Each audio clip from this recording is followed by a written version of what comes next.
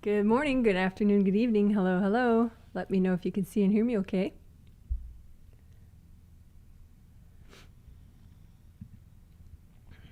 This is going to be a group energy healing where I heal 132 people in 11 different countries. And it's the second in the set of 3 healings called the February triplet set of 2024. And the theme is gentle productivity. But as usual, it involves much more than the theme would imply. So, in a good way. In a very good way. So, let's see, I just have to get my little viewer going here.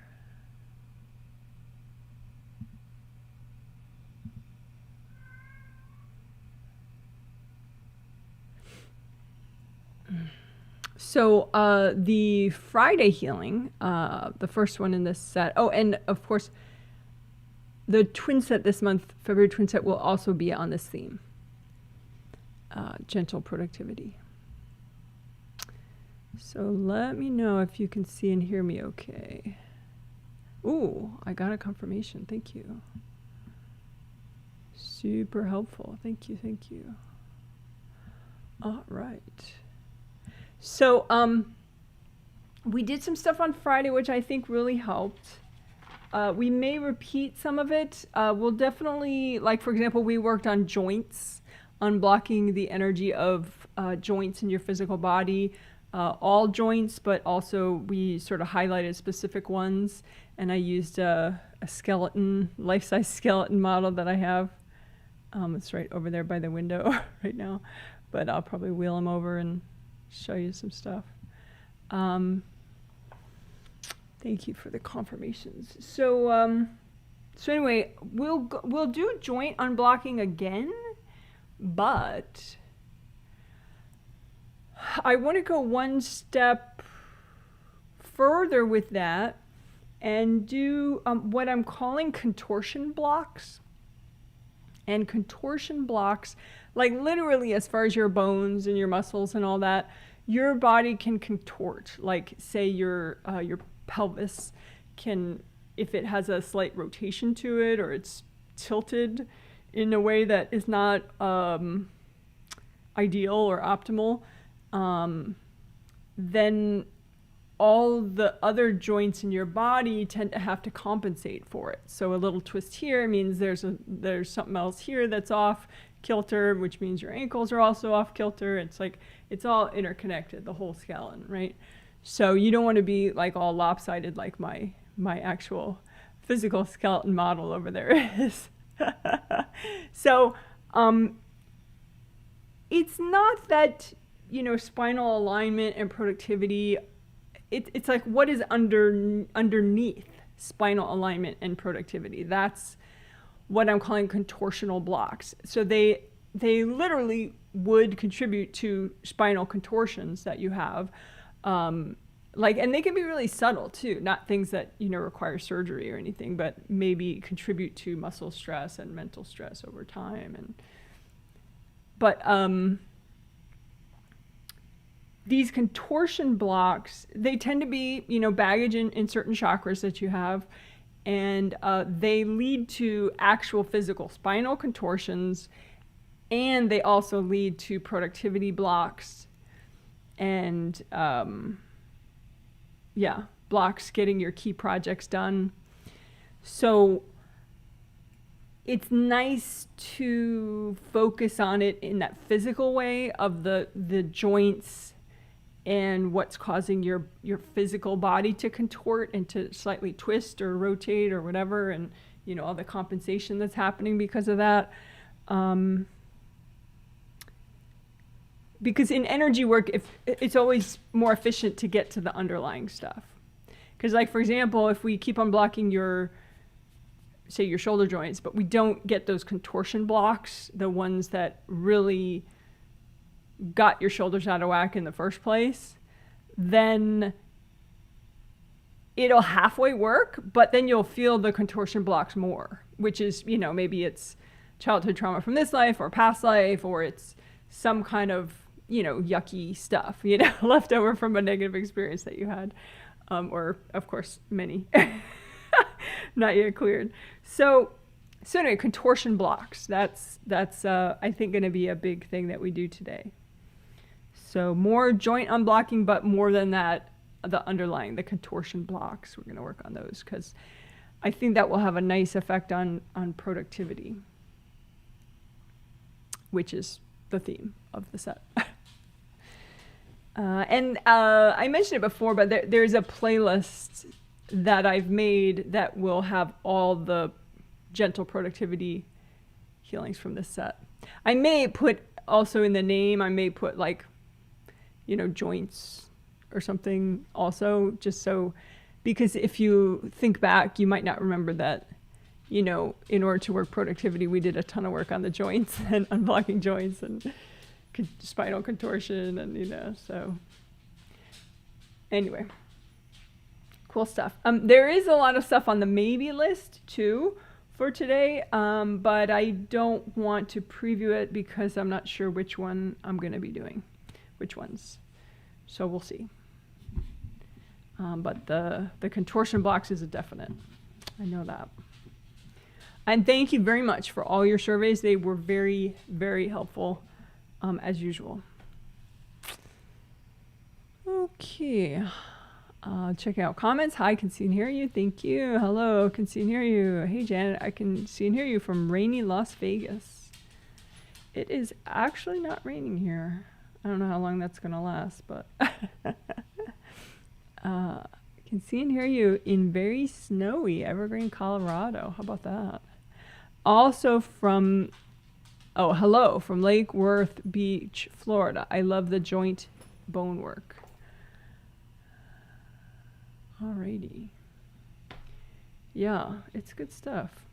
Oh, another thing on the definite list is we're going to work the clavicle bone, energy flow within the clavicle bone. That's the one that kind of sticks out right there and goes from there to there, and it connects your sternum bone, this bone that goes up and down your rib cage. It connects that to your clavicle bone, your I'm forgetting all my names. Scapula back here, shoulder blade, your scapula, and your clavicle and your scapula. Sorry about that. But anyway, the one back here and the one here, you need that flow. I've been noticing a lot of people had blocks right here. So in their clavicle. So that is on the definite list. On blocking energy flow in the clavicle bone, which is also more commonly called the collarbone. All right. Okay, well, I guess then I will do the 3 minutes of quiet and then we'll get going. Get going with the healing.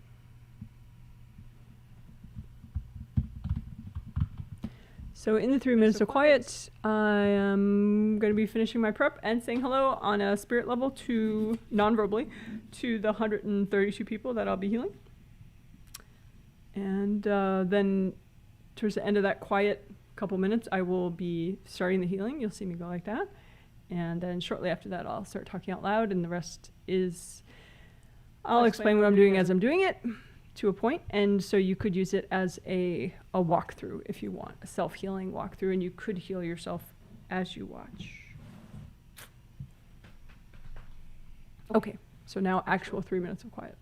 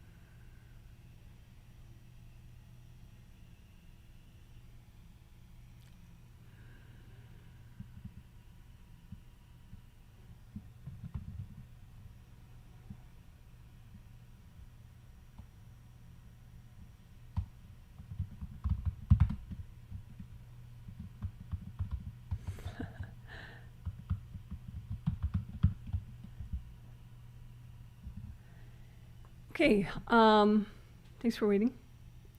So when you heal yourself, you can have a copy out in front of you of yourself.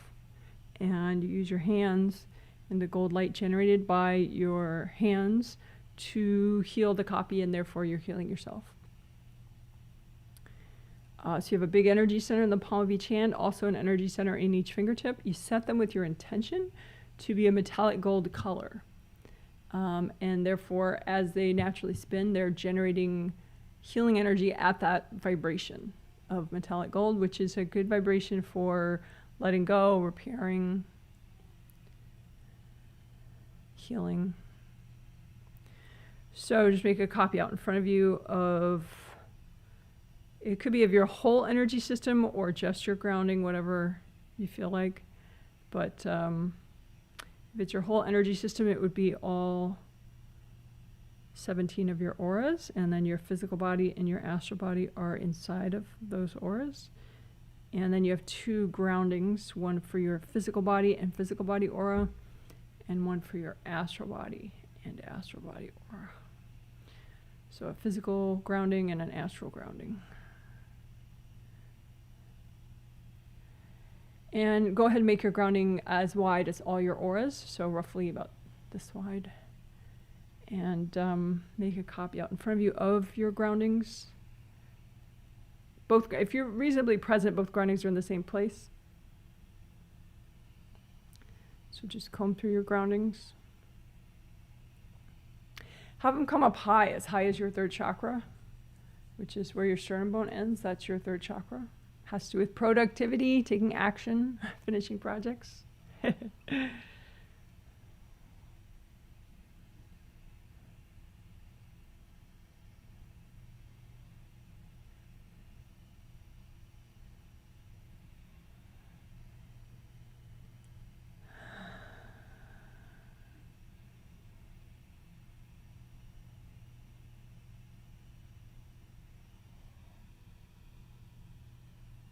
Okay, indie grounding is where you you check the outer perimeter of your groundings, and you use gold light to melt away any connections between your grounding and other people's grounding.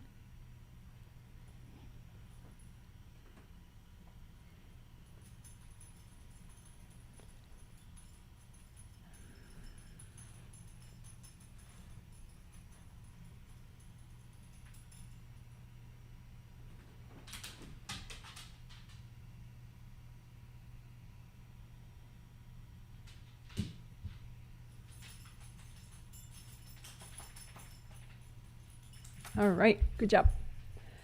So that's good enough for grounding.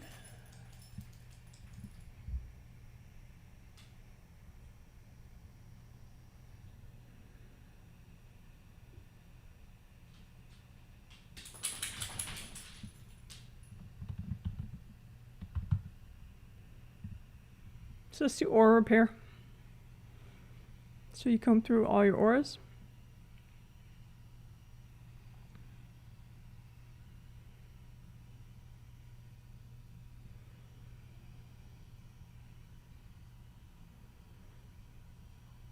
Use the cold light from your hands to wash out the rips and start that repair process.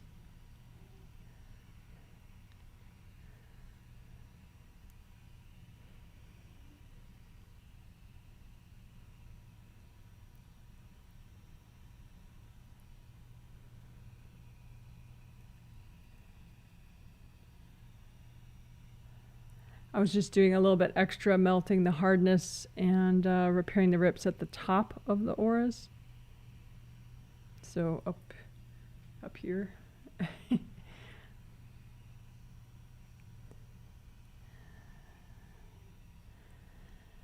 All right, so let's do composite copy technique just to make sure, you know, because 17 auras, you can have rips all over the place.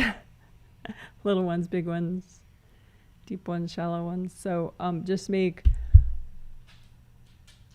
an image of one rip and have that, with your intention, have that represent all the rips in all your auras that need repair.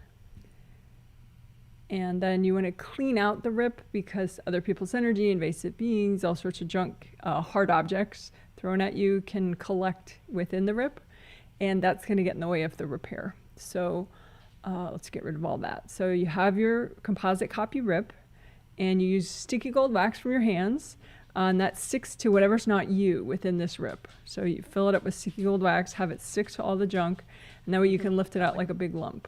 So lift all that junk out. Angels, here you go. One more time, fill up the rip with sticky gold wax so it sticks to the hard objects, the invasive beings, the invasive people, all that junk. And have it be a lump. Give it to your angels. Angels, here you go.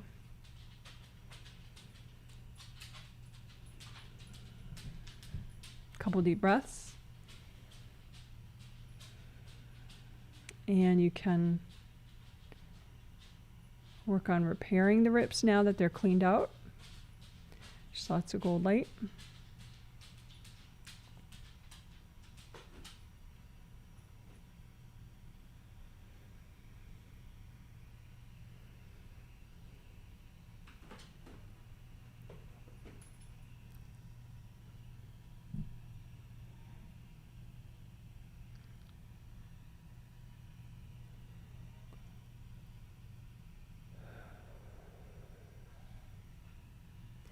And you may have leftover hardness either on the outer surface or within the aura layers in a certain part. So just put out in front of you copies of all the aura hardness that you have, because that makes your aura much weaker to have those hard patches. So just melt away the hard patches with gold light.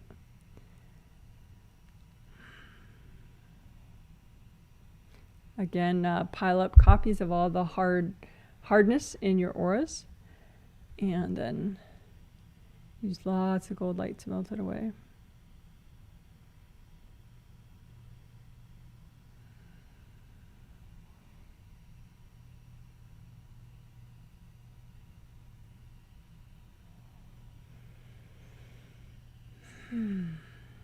So just comb through your auras, double check.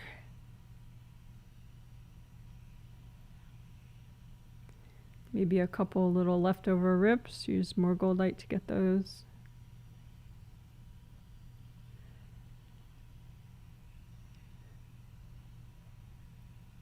Check your grounding. Make sure that's flowing well.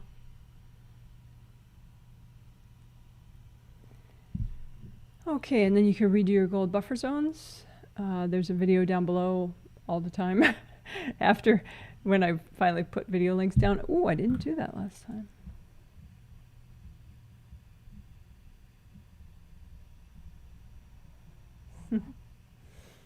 But anyway, that's gold buffer zones. They help to protect your auras if you recreate them regularly. Okay. Yeah.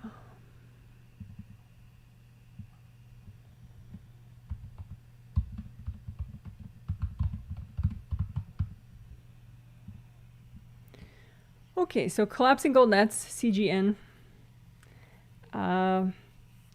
That's to get rid of invasive beings, invasive people. But so you imagine your everything, all your 17 auras, your physical body, your astral body are in there, both your groundings going all the way down to the core of the earth, and make a giant big cube of gold netting that's bigger than all of that. And then you close in the gold netting to tangle up all the invasive beings that you're ready to get rid of and drag them out. Give them to your angels. Angels, here you go. And, you know, each time you get more present, take your deep breaths and try it again so you can get more. So big gold nets, drag them in, catch up the invasive beings. Angels, here you go.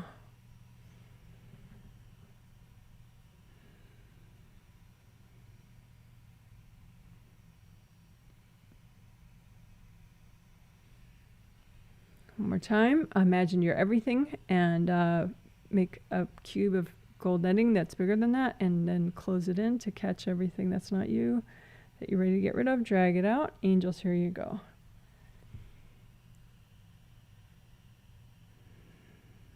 Breathe in, breathe into your hips, breathe into your knees, your feet, your arms.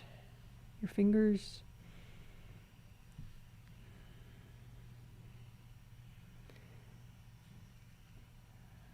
And then one more time, big cube of gold netting, and collapse it in to tangle up all that's not you, including people and beings in your space. Drag it all out. Angels, here you go. Couple deep breaths. Move in extra. Now that you kicked out a bunch of stuff that's not you, there's more room for you.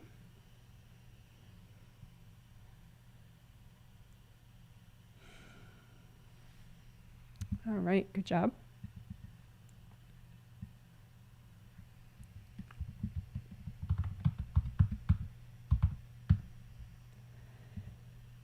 So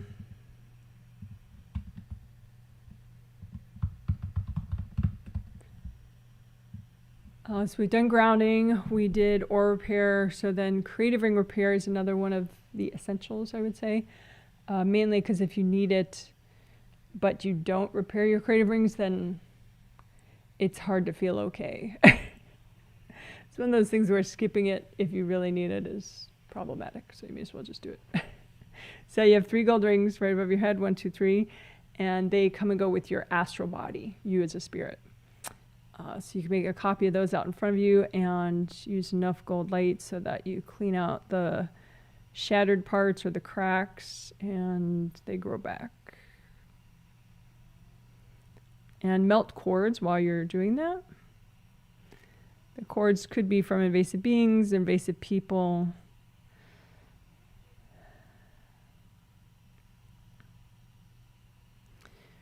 So if you have some invasive beings cording your creative rings, you can just imagine them like a bunch of balloons above you and say, angels, can you recycle all these invasive beings? And just breathe into especially the lower part of your body as your angels do that work.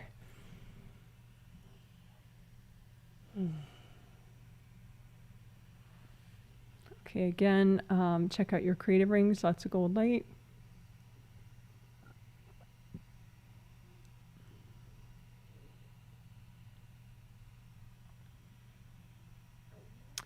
Melt cords. You might have people cording you still, even after you've been working your creative rings for a little. So if there are people cording your creative rings, you can imagine them like balloons and just melt the cords going to those people. And then there's probably some level of damage or energy blocks, like hardness, caked onto your creative rings where they were cording. So that's important to melt away.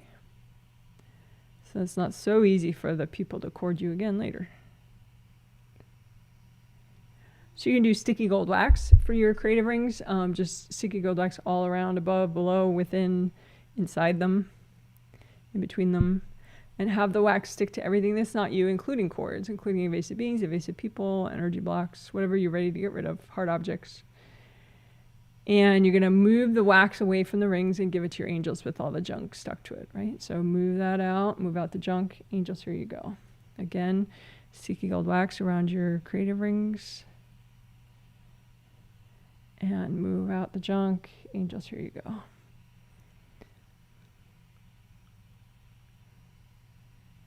And you want to see that your creative rings, well, you want to intuitively know that they're generating enough gold light that's in part going down to help your 7th chakra and your other chakras along your spine.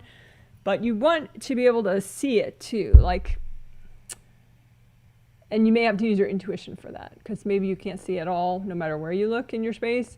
But if you can see, obviously that's an extra help. But if you can't see, just use your intuition, okay? Are my creative rings visible? The gold of my creative rings, is that visible? Like, so you intuit yes or no. And if it's not, that means there's stuff caked around the outside of it. And a lot of times that can be, you know, people or beings cording from above. And so the cords come down and their energy just kind of coats the creative rings. So even if you can't see, it's a good indication. So you can say, like, are my creative rings being sort of wrapped in some energy that's not mine? And if so, then you have more cords to take care of that you missed. And you may have some damage still at the very top of your auras that you didn't 100% fix. And again, you can say, angels, if there are any invasive beings messing with my creative rings, can you please recycle them? And if there are any cords from people, just be aware of that and melt those cords. There's no good reason for anybody to cord your creative rings.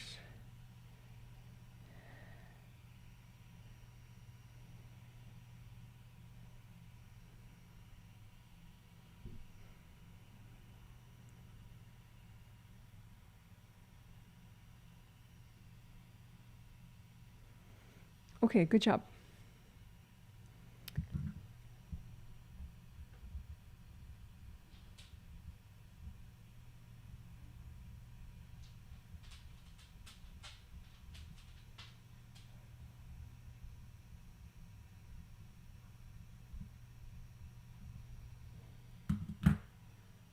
So I'm just combing through everything.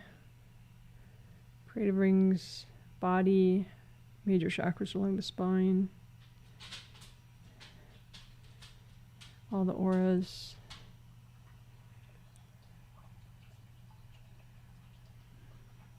I'm going to be quiet for a minute while I look at what I should do next.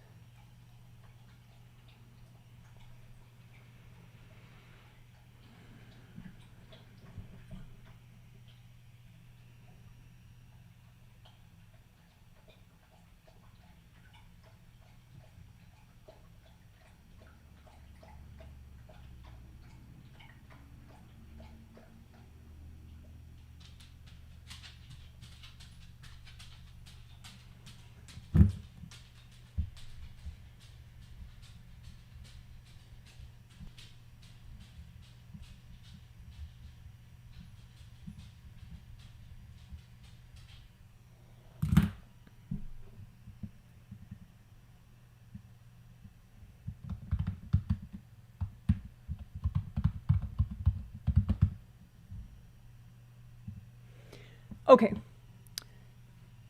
So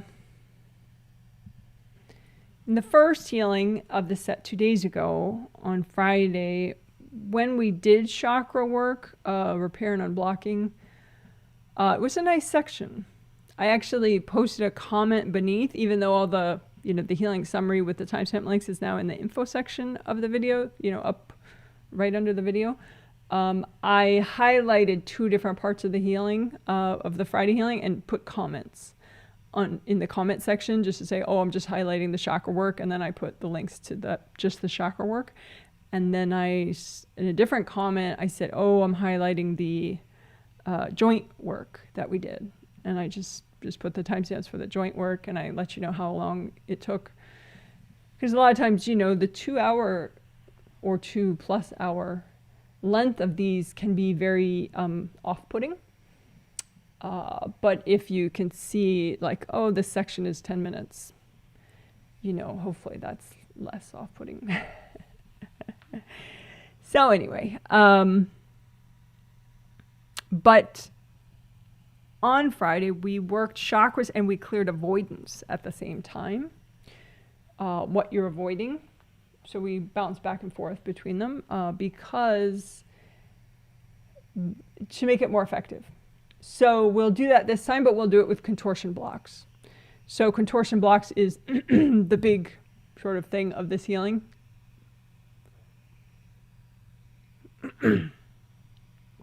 It's most likely, who knows, because some of it's spontaneous, so we'll see. But it at this point, it seems to be the most significant part of today's healing would be clearing contortion blocks. But I want to combine it with chakra work because if, say, you have damage on a couple chakras, then clearing contortion blocks might be a little overly demanding for you. Might be a little overly trippy and overly triggering and might feel too hard. So we're going to do a little chakra work first, and then we'll clear contortion blocks, and then we'll do more chakra work because then you're less stuck in general, so you'll be more able to do more thorough chakra work. So we'll bounce around. Okay, so that was explaining. Let's do it. So, so we'll just start by composite copy technique for chakras, just to get any major damage gone. Hopefully, all chakra damage gone. So you make a composite copy, basic chakra shape like this. So you make your composite copy shape like that, like an open cylinder, and you have it with your intention. You have it represent all your major and minor chakras in your body and your spirit. And just use gold light from your hands. Start washing it out, melting cords, and repairing damage.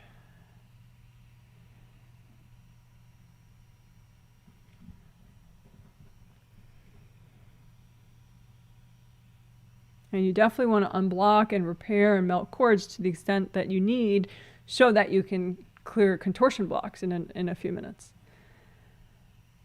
So that it's not, doesn't feel too much. Because it's simple, but if you have damage, you won't quite have the power to do it. So just get the chakras repaired first.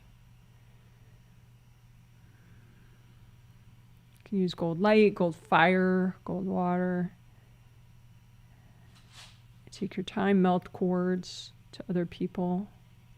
Because you'll be doing them a favor if you're not corded to them when you clear contortion blocks. Because they're pretty fundamental, so, it's not something that your average person is going to be doing today or would like to do today.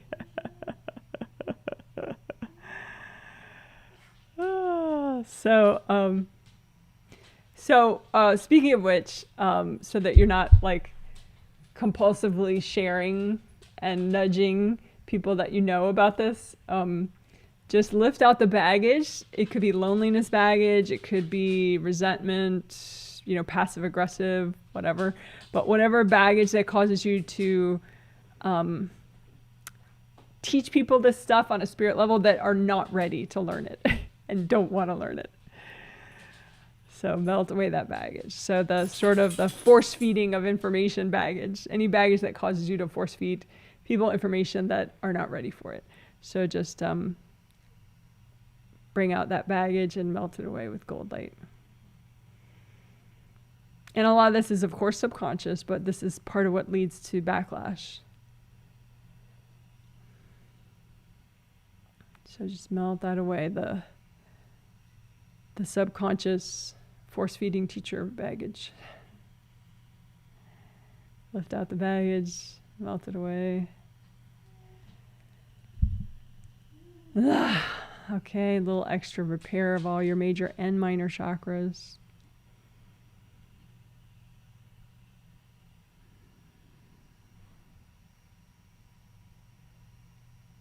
Okay, so I explained contortion blocks in the intro of this whole live stream in the first couple of minutes.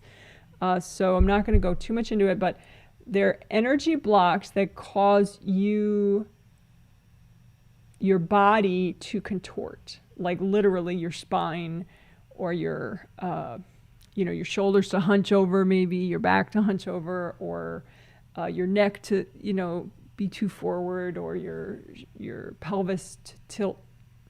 And yeah, if there is spiritual baggage leading to that on any level, even very subtly, causes you to,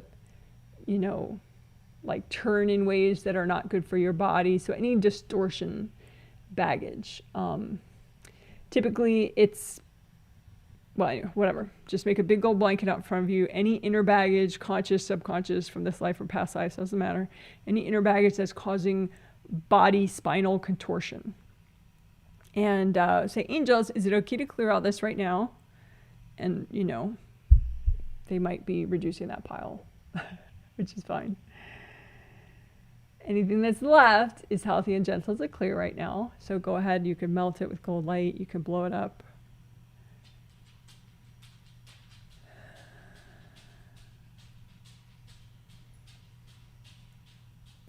And if you have any left over, you can wrap it up in your blanket, give it to your angels. Angels, here you go.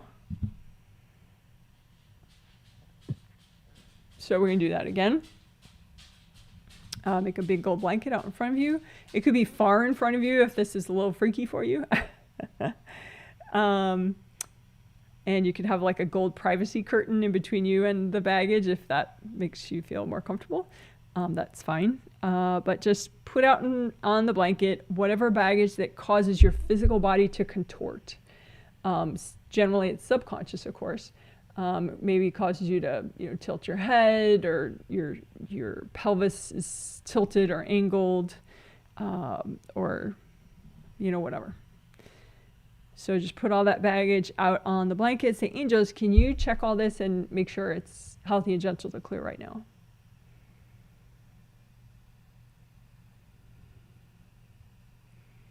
Keep breathing. And then go ahead and melt whatever's left on the blanket with gold light, or blow it up.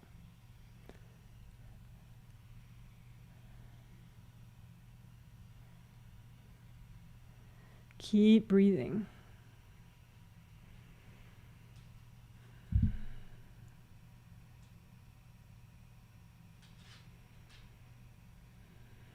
All right, so let's do a little bit of grounding unblocking. Just imagine both your groundings. See which color helps you release the most right now. Red groundings, orange groundings, or yellow groundings. And just keep unblocking your grounding. So imagine any blocks in your grounding, melt them with gold light.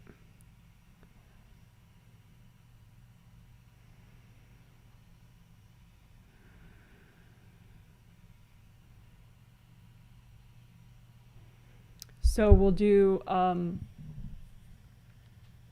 more chakra work. This time we'll do like the major chakras. So imagine your 7 physical body chakras and your 7 astral body chakras. That's your major chakras along your spine. So imagine your spirit out of your body, but don't go out of your body. Just imagine them separate so you can see him separately. And you're healing all your major chakras. 7 physical chakras and 7 astral body chakras. Use gold light. Check your filaments in between the chakras. So 7th chakra filament connects physical 7th in the top of your head to astral body 7th.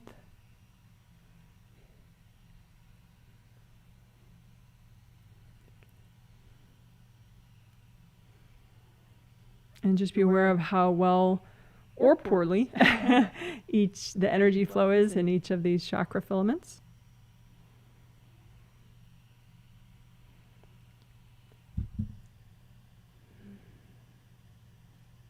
And you could keep that image up if you want or not. And then just imagine again, pile out in front of you any contortion blocks that are really good to clear right now. And say, angels, can you double check this pile? And go ahead and melt these contortion blocks.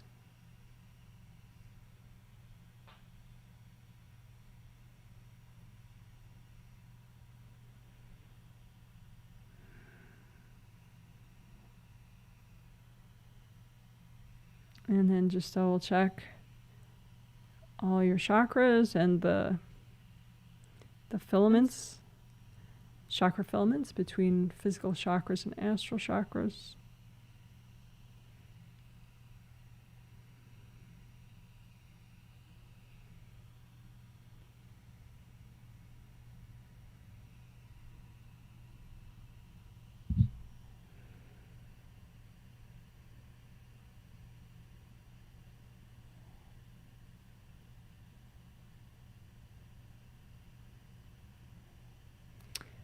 Go ahead one more time, make a big gold blanket out in front of you and put onto it contortion blocks, blocks that cause you to contort physically, but maybe in other ways as well.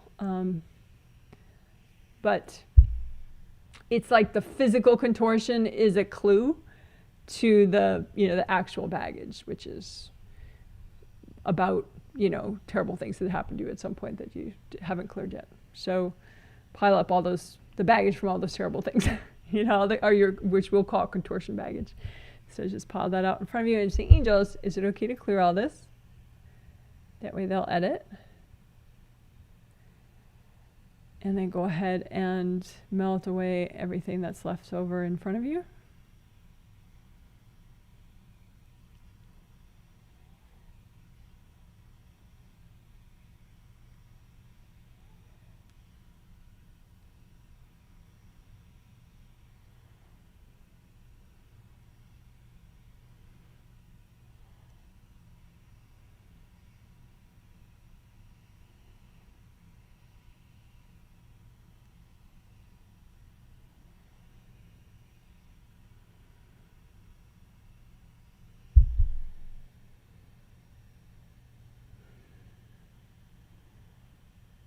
All right, good job. Woohoo! So maybe some butterflies for that one. Good job, good job, good job. Mm-hmm.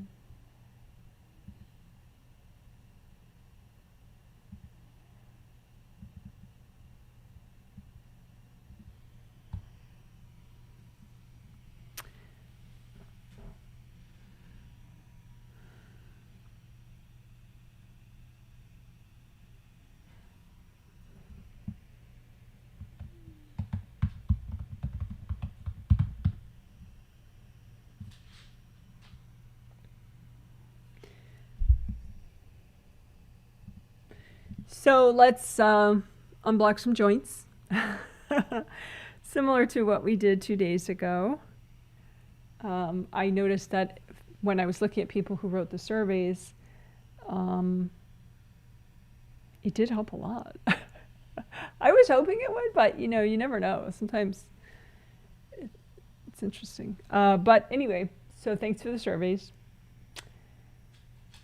The ones, I mean, let's do one that I didn't, I don't know.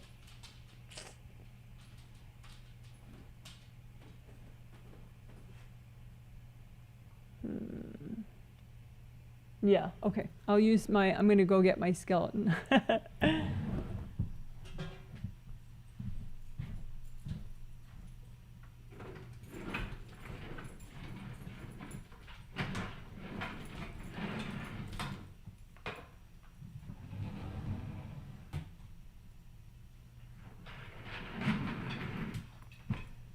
Okay, so fortunately, I'm going to move the camera a little bit. Fortunately, the scapula, I think it's called the scapula, I keep forgetting. Clavicle. I have a mental block about that.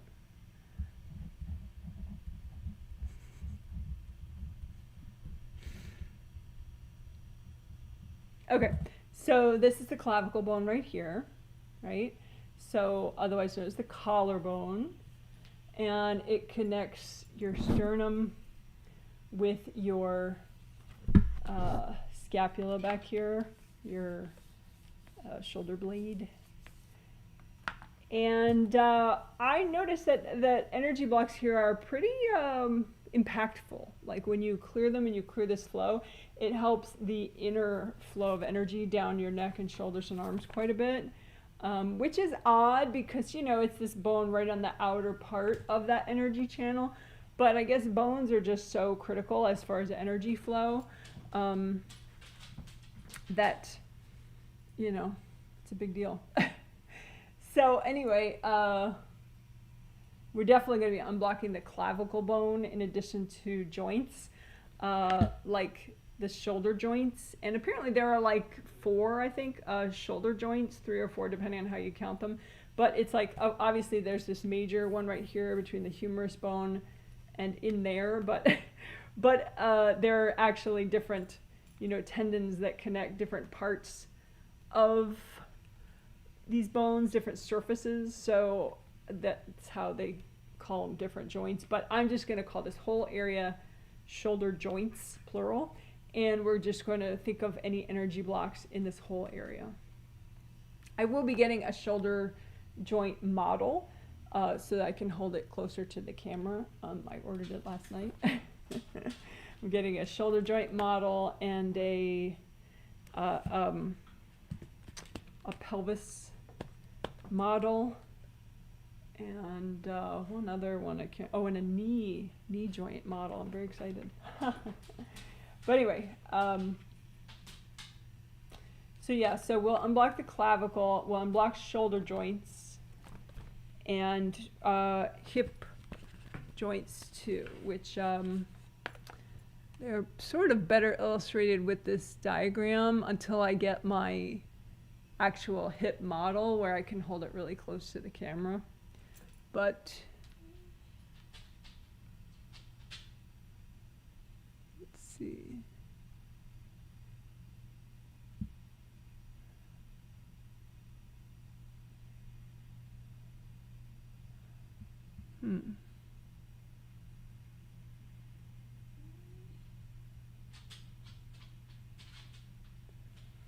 That's odd. I know I have a diagram.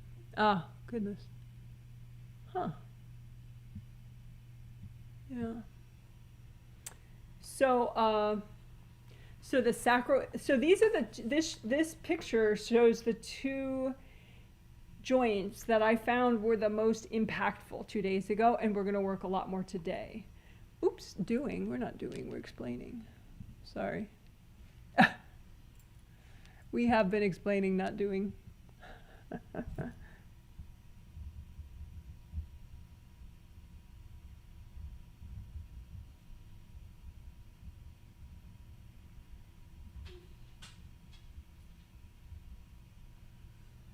Okay, so the sacroiliac joints there between the sacrum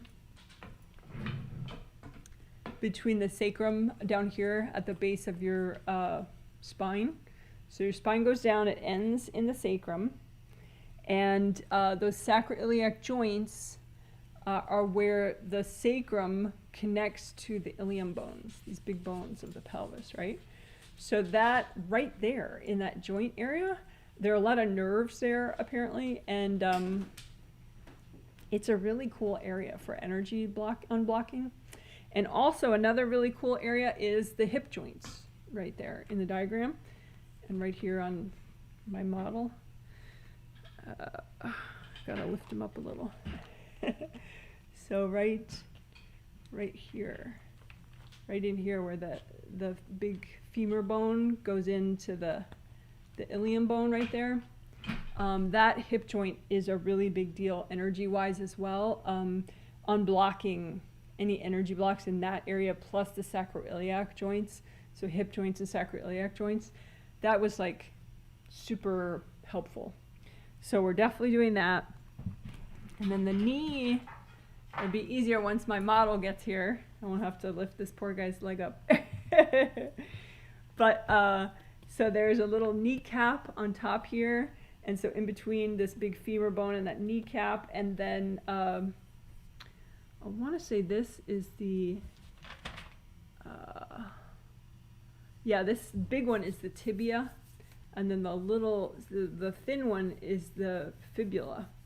But anyway, between the patella, which is the kneecap, the femur, this giant bone, and the tibia, all in here, that's, I'm just going to call the knee joint. So this whole area, any energy blocks in that area, we're going to unblock that too. So that's going to be majorly what we do, and then we'll do all blocks at once in all joints. We'll clear to the extent that's healthy and gentle to do right now. You know, you definitely want to focus on that intention. But yeah, so it'll be mostly probably the sacroiliac joints and the hip joints, but also knee, also shoulder, and also clavicle unblocking, which should be pretty cool. So that's that. So I'm just going to move him just a little bit over. And, you know, I did want to get a female skeleton, but at the time when I was buying this one a while back, only a male skeleton was available. So I'm very excited with my pelvis model that's coming, because that's specifically a female pelvis. So it's just bigger, I guess. Slightly different shape. Okay, so that was explaining. Let's do. La, la, la. All right, so just let's start with the biggest ones, the most significant ones in here. So the ilium, sacroiliac joints, and then the hip joints. So just imagine a copy of just like that diagram right there. Oops, right there. Imagine a copy of your bones and your joints. And just imagine the energy blocks that are healthy and gentle to clear in those joints. And melt them away with gold light from your hands. So right now I'm doing the sacroiliac joints.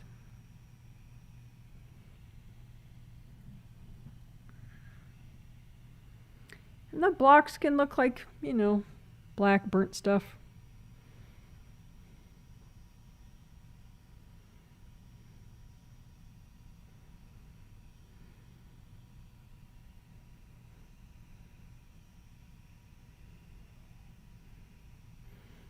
Keep breathing.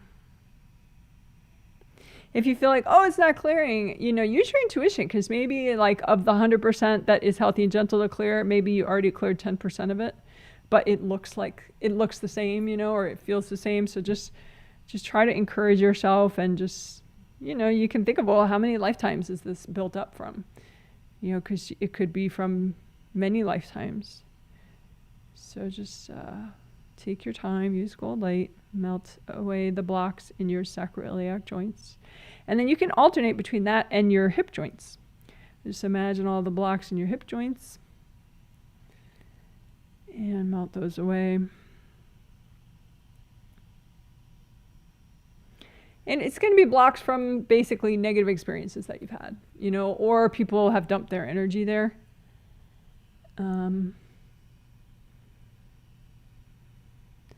So if your mood goes sour, you know, just try to keep it light and easy. Like, try to be joyful when you work energy. Otherwise, you're not going to do much of it. You know, I mean, if you can be serene, that's probably good enough. But ideally, joyful, playful is a really good vibe to aim for. That's why sometimes when I do joyful, playful things, like playing the children cheering, you know, yes, at some point it was way too loud. But then now it's not too loud. Like, try to like be okay with, you know, happiness, levity, laughter, you know, as you work energy, not just, you know, 5 hours later, but as you work energy, you know, try to have, you know, I know it's not easy maybe initially, but, you know, maybe you can use like gold glitter. Maybe you can, you know, just like hum your favorite song as you do it, or wiggle your butt a little as you do it. Because the point is, you don't want to match the crap that you're trying to clear. You don't want to be like all poopy headed, you know, all like, you know, I hate the world, I hate joy, I hate, you know, I'm so sad, you know, not to actually mock your sadness, but you need to be able to click out of it in order to clear it more effectively. Hope that makes sense. So in other words, you want to clear this energy in your sacroiliac joints and your hip joints, right? And some of it could be, you know, rage. So if you're irritable as you clear it, you're probably not going to clear a lot of it, you know? So just try to back away from whatever, you know, unpleasantness is there. Use the gold light. Don't feel what you're clearing. And try to, you know, think of, you can use like gold rose petals, you know, or gold, you know, sunshine.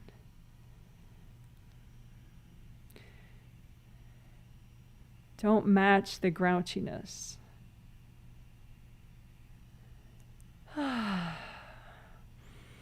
Keep breathing, because you want to clear the grouchiness, right? So don't like embody it so much, you know, just let it go.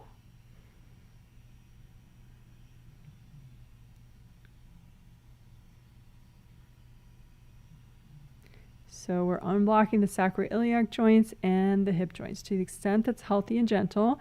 And we're trying to, again, like I said, don't be the crap that's in here. Don't be the fear, the sadness, the rage, the whatever. Just try to be a little playful, a little light, so that you're separate from this junk. So this junk doesn't have as much power over you.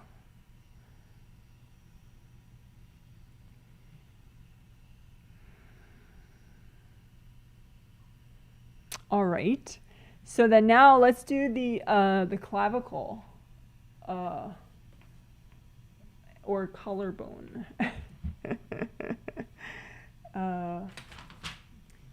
So you want to make sure energy can flow back and forth on both your clavicles. And also unblock in front of your clavicle bones, because you could have a lot of like hard energy right in front, and then like if people throw energy at you, it pushes the hard blocks up into the clavicle, and it causes a lot of pressure.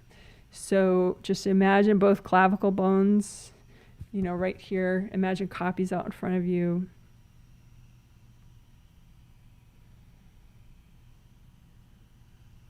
And just find the blocks in your clavicle bones and melt them away with gold light.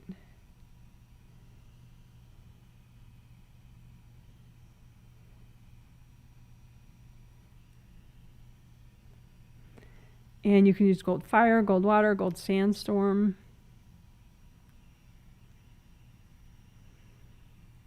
And again, you can have plates of hard energy in front of your clavicle bones. So just find those and melt those away.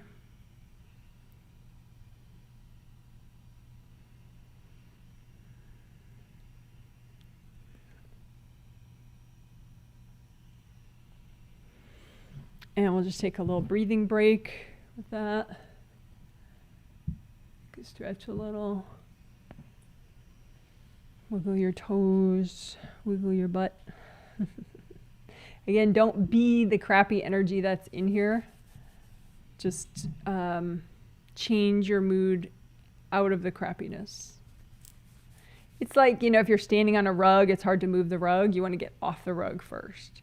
So it's more likely that you'll be getting rid of the shame and the guilt and whatever garbage is in your clavicle bones if you're not, you know, if you mindfully switch out of that kind of thinking. You know, and you just say like, yay, go me, or, you know, something. Cheer for yourself, you know. And you might not feel that level of joy, but faking it is not actually a terrible thing, you know, in this case. You know, it's like, it's just like any kind of encouragement you can do. Like, yay, go me, I can do this. Go, go, go. Again, clavicle bone unblocking is what we're doing. Which, you know, the label says joints, but whatever, I'm adding the clavicle bone in with the joints.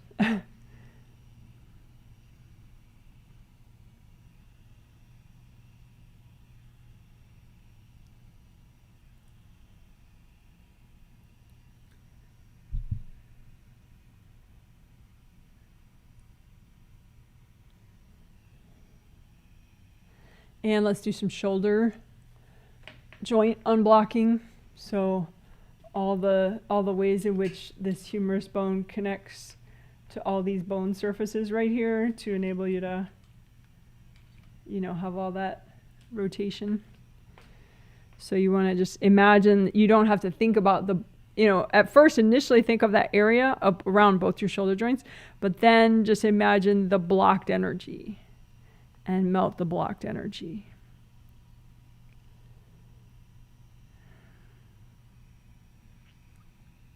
In your shoulder joints.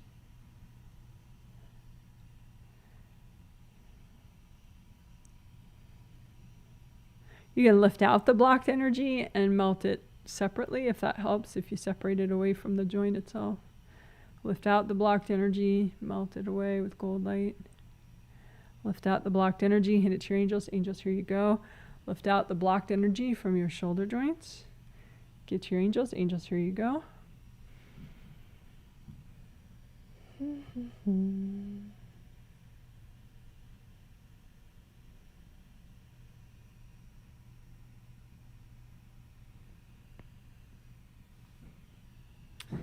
All right, again, think of your shoulder joints and all the shit that's in here, separate from the shit, right?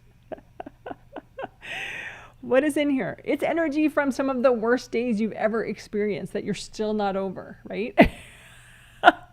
So if you catch yourself like in a shit mood as you're doing this work, snap out of it, because you don't want to just leave it there for another couple lives to suck up, you know, to make your lives worse, your future lives and the rest of this life, right? Enough, right? So just notice, you know, any crappiness in your shoulder joints and freeze it with gold light and lift out the crap. Give it to your angels. Angels, here you go. Don't be the crap. Lift out the crap. So anything that's anti-joy, anything that, you know, hates laughter that's in your joints, just lift that out and give it to your angels. Angels, here you go.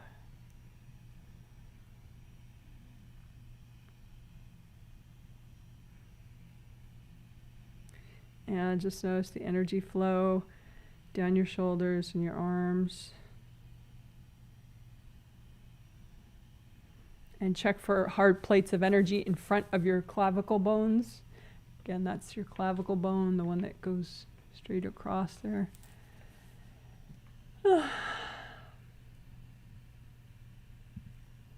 So clavicle bone goes straight across, just like right here. So unblock your clavicle bones again.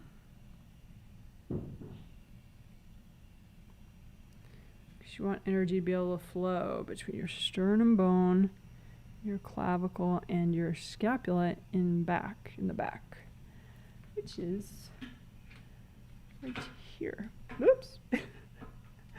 Right here.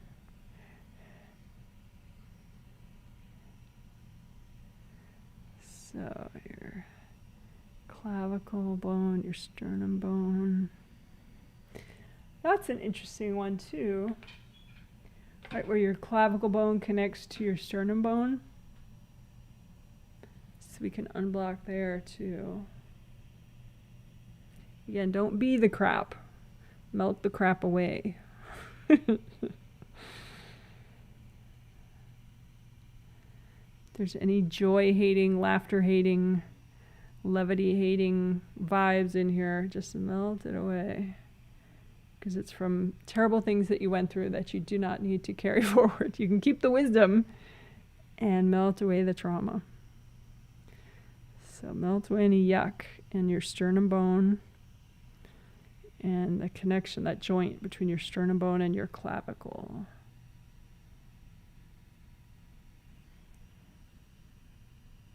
Clavicle bones.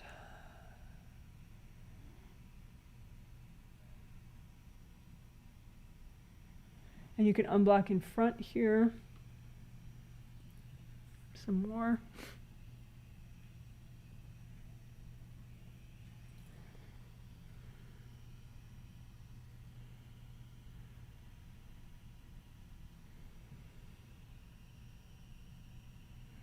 And take some deep breaths. Just notice how that feels.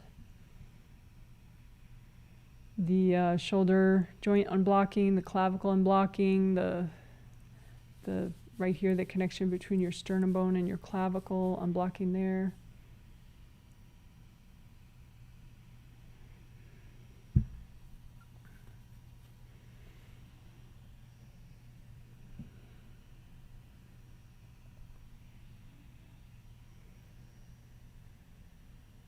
So let's do a little bit of knee unblocking. I don't have my cool model, but you know, here's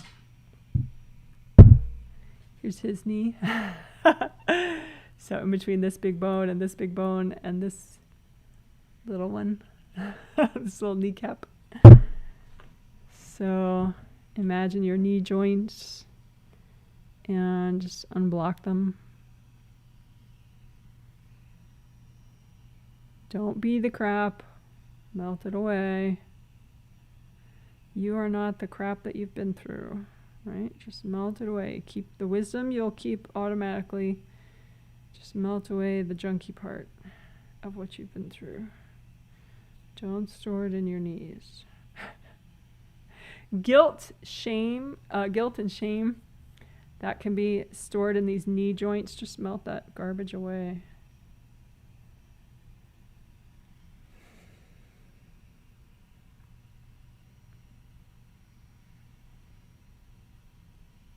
And your intention is you're going to melt as much as is healthy and gentle to do right now. And you can lift out the junk in your knee joints. Give to your angels. Angels, here you go. Lift it out. Angels, here you go. And you can just imagine your whole leg and see if that helps the flow up and down your leg.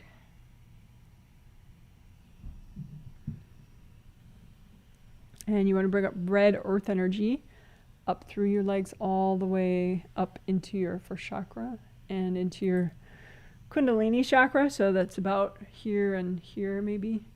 So your first chakra is bigger than your Kundalini chakra, but they touch each other. They're both oriented this way, opening in the front and opening in the back.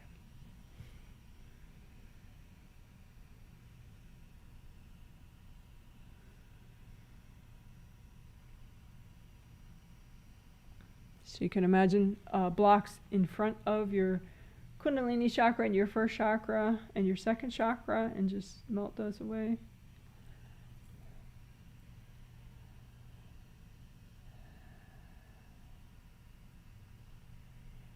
And again, your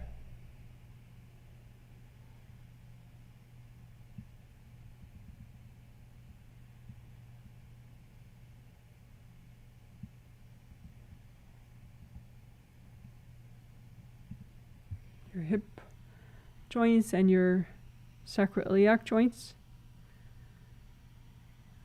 You could bring up red earth energy. Red is always a nice color for the body.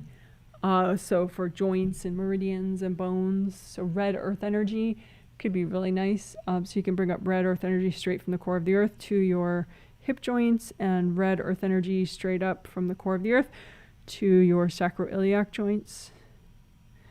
So you have gold light, and you also have your red earth energy.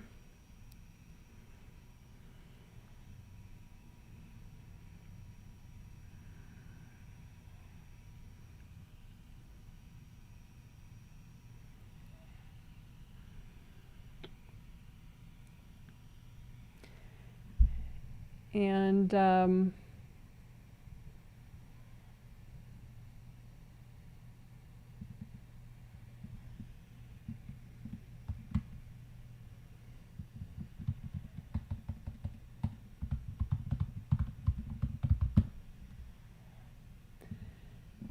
so just to do a teeny bit more, we did it a lot in the when we were working chakras. We cleared a lot of contortion blocks, and I explained those in the intro at the start of the live stream. So contortion blocks are all sorts of yucky trauma blocks that of shit you've been through, or shit that people have dumped on you. Like if someone dumped their fear on you, or as a child you just took on copies of your parents' junk. But a nice, I think, grounded way of figuring out all those blocks that are in the way of productivity, as well as making your spine weird, is just calling them contortion blocks. So any blocks that make your joints block up, or your bones kind of tilt poorly so that everything else is out of whack. So those are contortion blocks. So just put out in front of you a big gold blanket and put on it any contortion blocks that now you're ready to clear. Maybe you weren't before we unblocked the joints, but now you're feeling more bold. So less crappy, perhaps. And if you're still feeling very crappy, just put all the blocks on the blanket that are causing you to feel crappy. Don't wear your crappiness like a badge of honor. I'm proud to feel awful. Just put your crappy blocks on the blanket, put your contortion blocks on the blanket, and say, angels, is it okay to clear all this? And they'll make any edits so you don't do too much. And then you can blow everything up that's on your blanket, or melt it with gold light.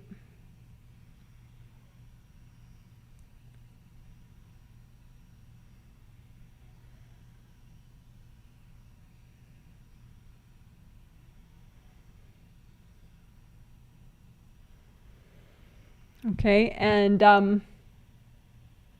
another thing, contortion blocks is a nice way to pick out the kind of energy blocks that are so foundational that they're affecting your productivity and everything else, in addition to spinal alignment. But another way is maybe that thing about, if are there blocks in your sacroiliac joints and your hip joints, as shown in that diagram, that are anti-joy, anti-your joy, that kind of keep resetting you away from joy, make you resent other people's joyfulness. Like say you hear kids happy or something, it could be subconscious. You could just think, oh, that's distracting.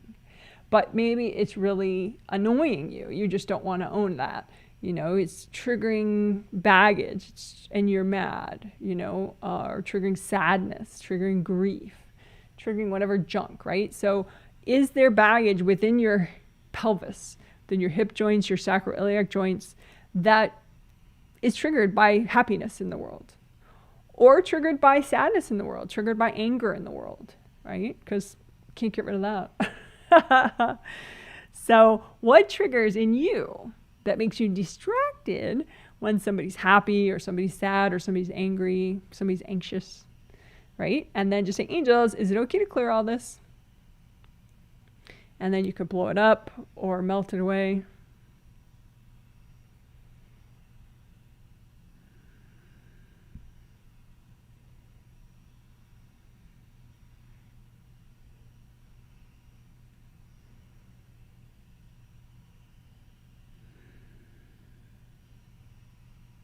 So again, is there kind of a killjoy vibe in your pelvis? And it could be killing your joy, you know? It could just not be, generally it's not just that you resent other people's joyfulness subconsciously, but you know, it brings your mood down a couple notches often, probably. So any mood killing energy blocks in these areas of your pelvic region. So sacroiliac joints, hip joints, any mood killers, any downer vibes in those joints. And say, angels, is it okay to clear all this? And you can blow it up, you can melt it with gold light.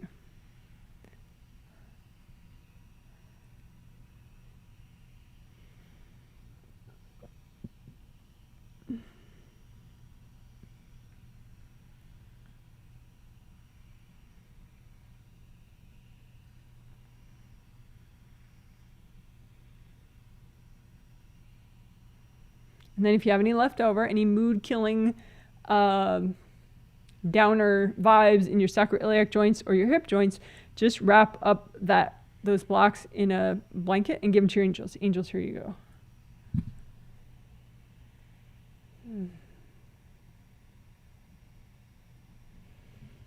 All right. You are so amazing. Good job. Now, just to see if you're still triggered by happiness, which, you know, doesn't mean you're a bad person if you're triggered by happiness, by the way. But just as a diagnostic, I will play the Happy Children recording. Just takes a couple seconds, and just monitor yourself. Like, does that irritate you to hear the cheering children? And there could be many reasons why. Sometimes it's, you know, like your parents are always on your case that you don't have kids yet, or you decided not to have kids, and that freaks out your parents. So there could be a lot of reasons why. But we can do a little extra clearing afterwards, so don't worry. I won't leave you all triggered about it. So this is sort of a different section.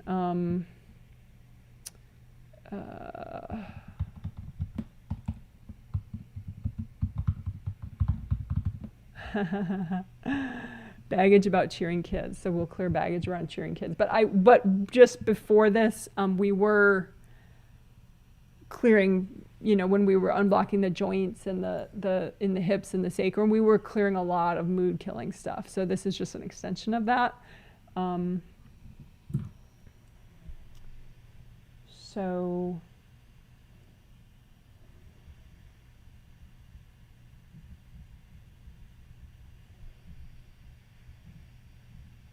and again, you know, it doesn't exactly matter, you know, if you like this 3-second clip of kids cheering.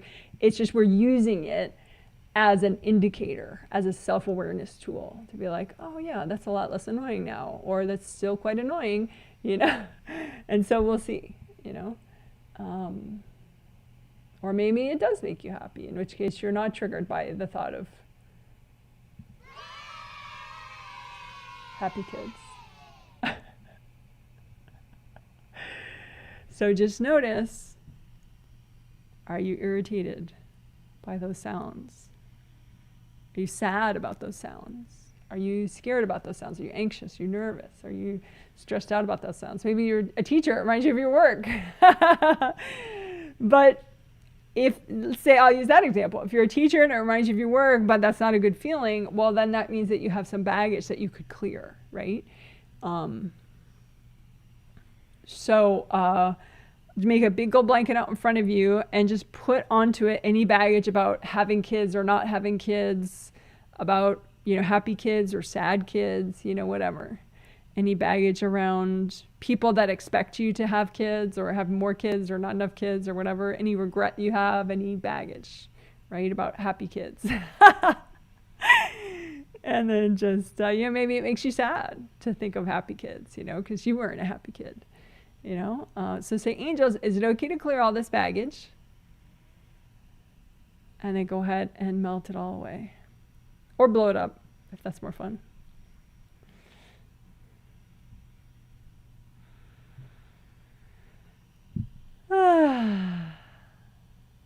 All right, so we'll listen to it one more time. Don't kill me.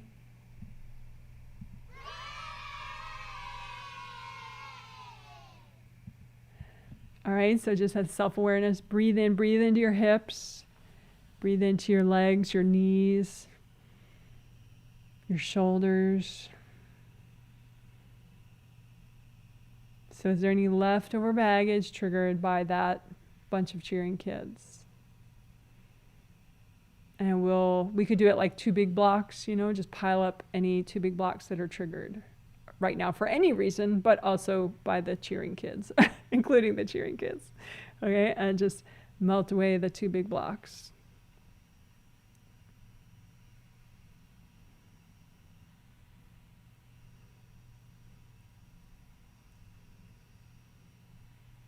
So again, put any 2 big blocks out in front of you that are triggered either by listening to happy cheering kids or just in general, whatever, maybe something else we worked on triggered something. So just stack up those 2 big blocks and use lots of gold light. Bring up red earth energy, soak them, and just let them all melt away.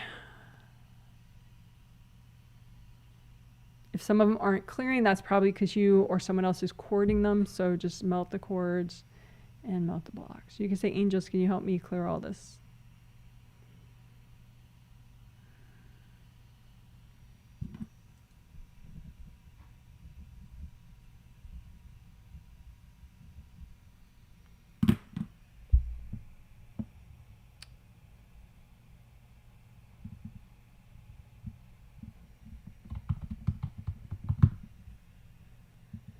So we'll do this kind of quickly. Angel storage, we did it in I don't know when, a month or 2 ago, probably 2 months ago or so.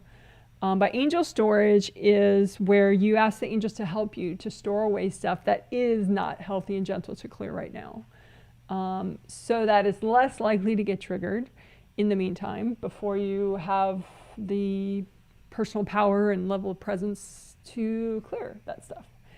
Right? Because we generally were clearing stuff that's healthy and gentle, but what if there's something not healthy and gentle that got triggered by us working these joints, right? So what do you do with that stuff? Huh, Janet? So any stuff that got triggered by your joint stuff or your joint work or whatever, that's too much to clear today. Just put it out in front of you. You can put it in nice, pretty gold boxes. You can say, angels, can you help me do this? And just put it in nice, cute, special, sacred containers that you like, that you and your angels are making. They could be gold with nice designs on them that you feel good about. Because you put baggage in it that you don't feel good about, but it's nice to have the boxes pleasant to you and safe and feel secure, right? So just put the junk that's too much to deal with into your nice, pretty angel storage boxes and put the lids on them and just, angels, can you help me with all this? So that way it gets stored away, it's not triggered anymore, and your angels can help you as you become ready for, each little bit, to clear each little bit.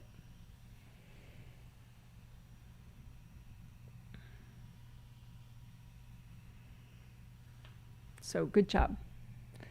We'll do a little bit of celebration for that one. Good job. Alrighty. Let's see.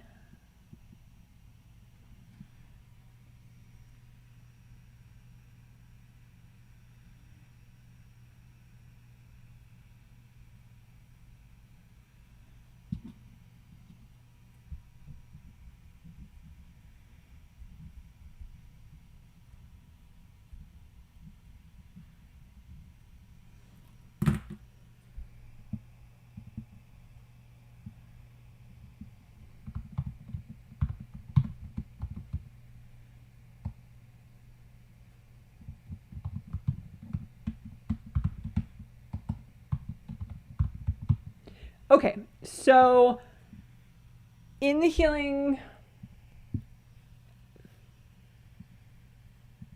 2 days ago, we worked a lot on key project clearing. So clearing it, like productivity work, to clear blocks that you have that may, a lot of times your productivity blocks, they don't block all productivity. It's just like certain projects that it's like, oh my gosh, I cannot get started on that thing, or I cannot finish that thing. You know, things that just seem like, whoa, too much.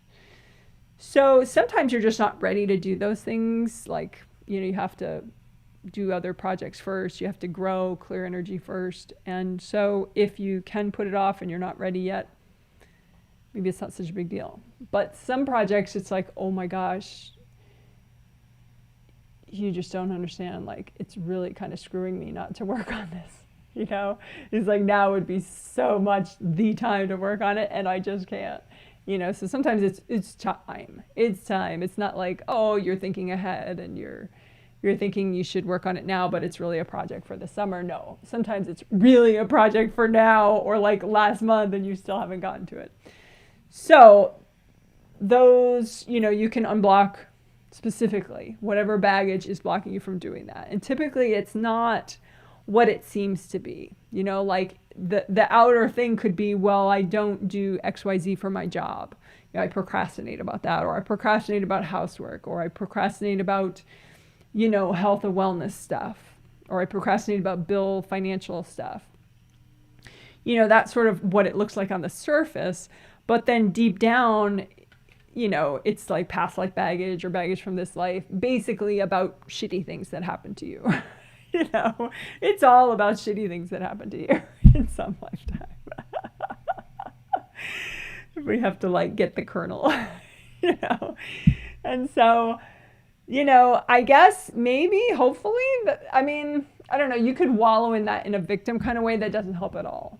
But, you know, you could maybe just understand that you need nurturing. You know, rather than scolding, typically nurturing works better, because why are you putting something off? Because some trauma is triggered. So why beat yourself when you're already down? You know?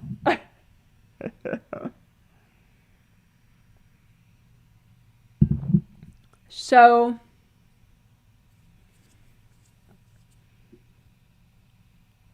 baby steps. That's why I put this, you know, I said baby steps - key project. So sometimes what the baggage, you know, the shitty things baggage, right?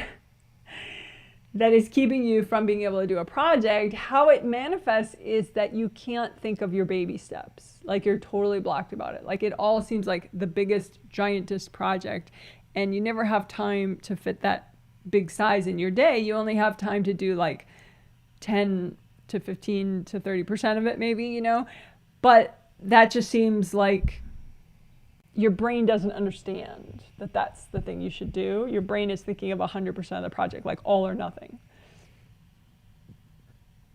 So being able to conceptualize baby steps and to, you know, clear the energy blocks so that you can think of them in baby steps and start doing the baby steps.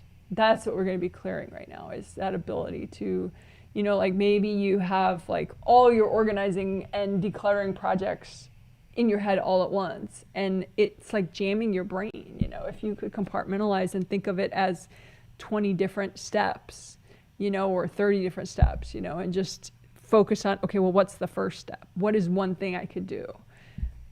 Then maybe you could do it, you know. It's just, if you think of the entire project, it's like you just want to sleep. So that's what baby steps is, being able to conceptualize the baby steps and do one or two of them. Okay. So let's do it.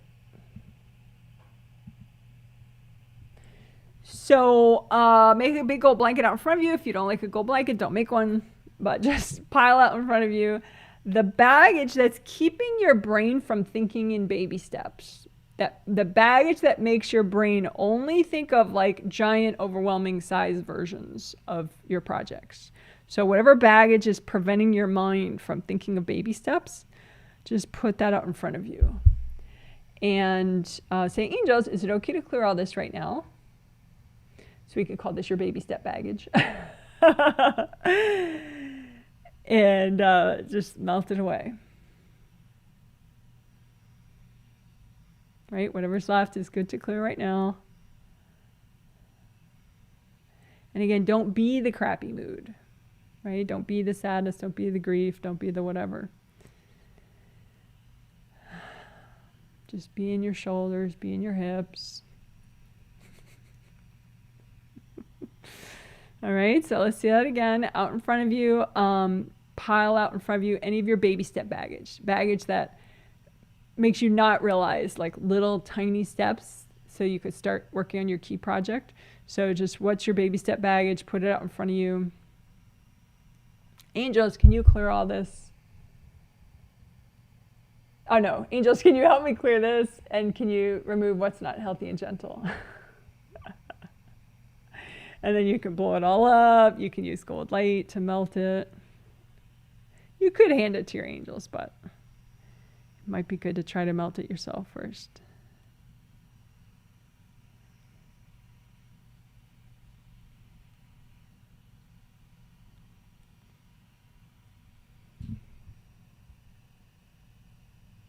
And it doesn't, like, say, I said that, you know, some huge project, like decluttering your whole house, you know, that could be like a 50-step project, right? You don't have to be able to visualize all 50 steps, right? You just have to be able to visualize one or two steps that are doable, or are at least the most doable, and then work on getting over your resistance to those baby steps, right? So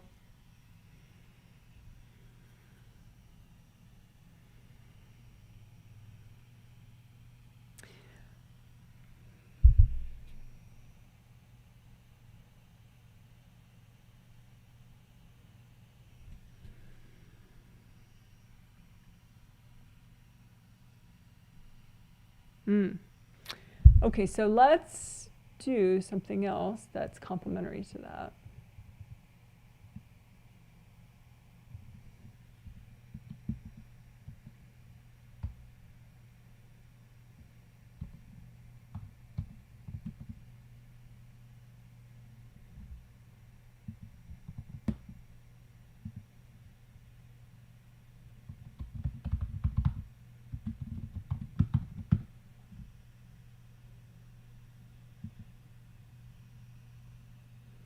Okay, so your 7th to 8th connection, right?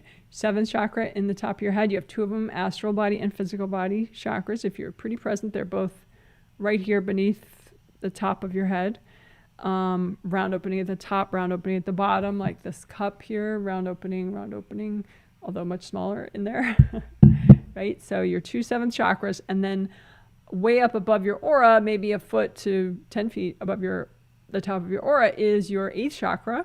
Like it looks like a big gold sun. And so you have a gold connection between your 7th chakra and 8th chakra, where, you know, you bring down wisdom.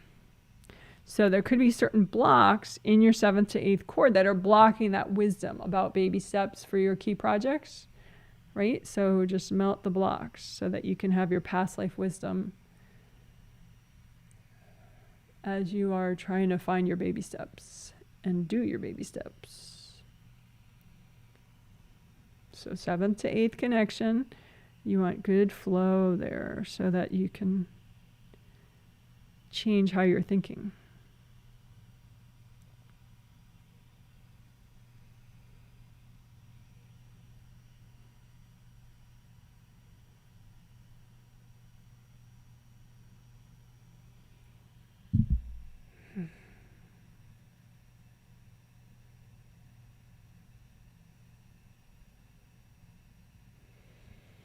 Couple of deep breaths.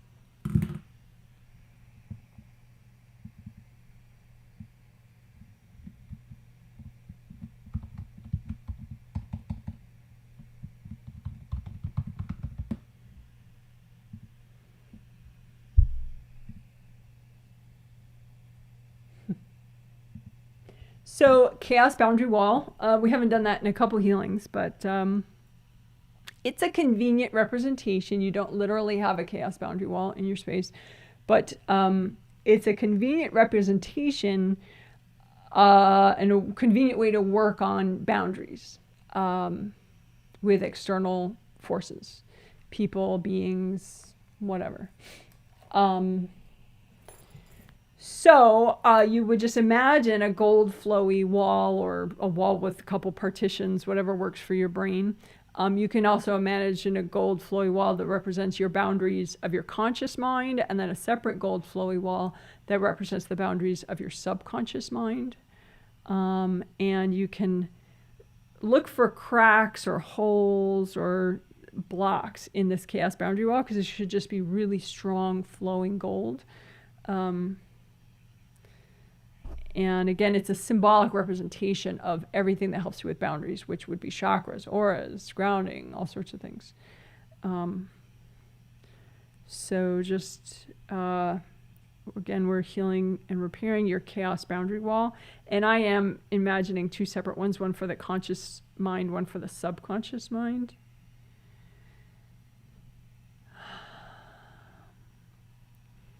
And this can help you to be safer, have less external energy coming in, which helps your brain work better. Helps you think, lowers your stress, so that baby steps aren't so impossible.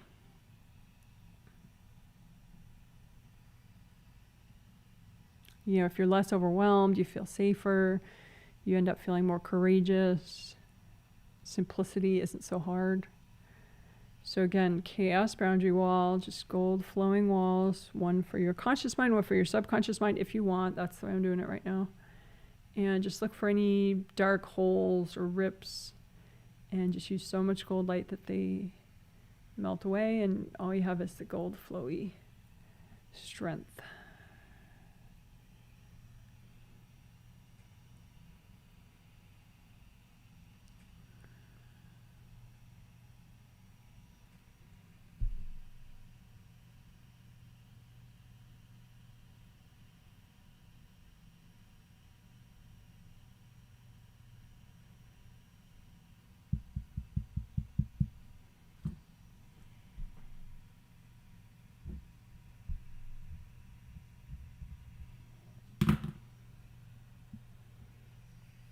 Oh, that was explaining and doing, sorry.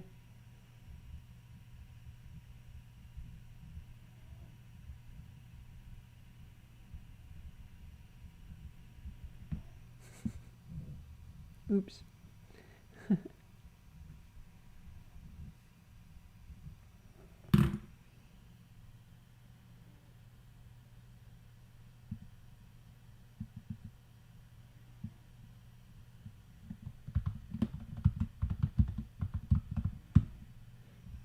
So your good karma windows are part of your boundaries. So they probably were repaired and unblocked to some extent, maybe even enough, as we did the chaos boundary wall work that we just did. But it's nice to do a little more just to be sure. So chaos boundary walls are back here. Back here, 1, 2, 3, 4, 5, 6, 7. They're in the back of your astral body aura. 1 triple frame window per aura layer. So I drew a little diagram of the triple frame window, what I mean by that. So see that? That's a triple frame window. That's what I call it.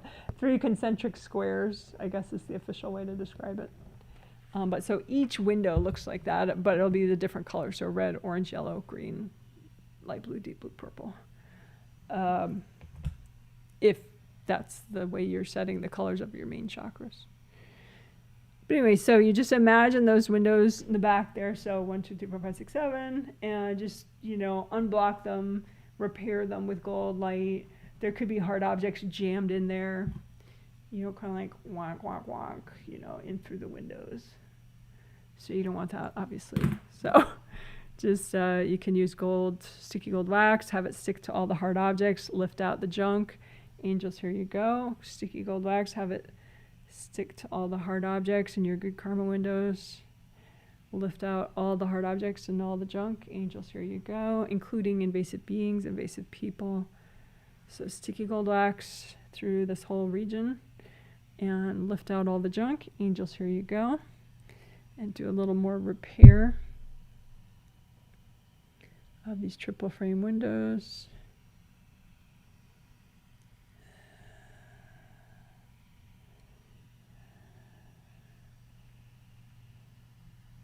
Lift out the energy blocks, melt them away with gold light. Lift out the energy blocks in and around your good karma windows and melt them away. Lift them out. Add the energy blocks. You could blow them up too if you want.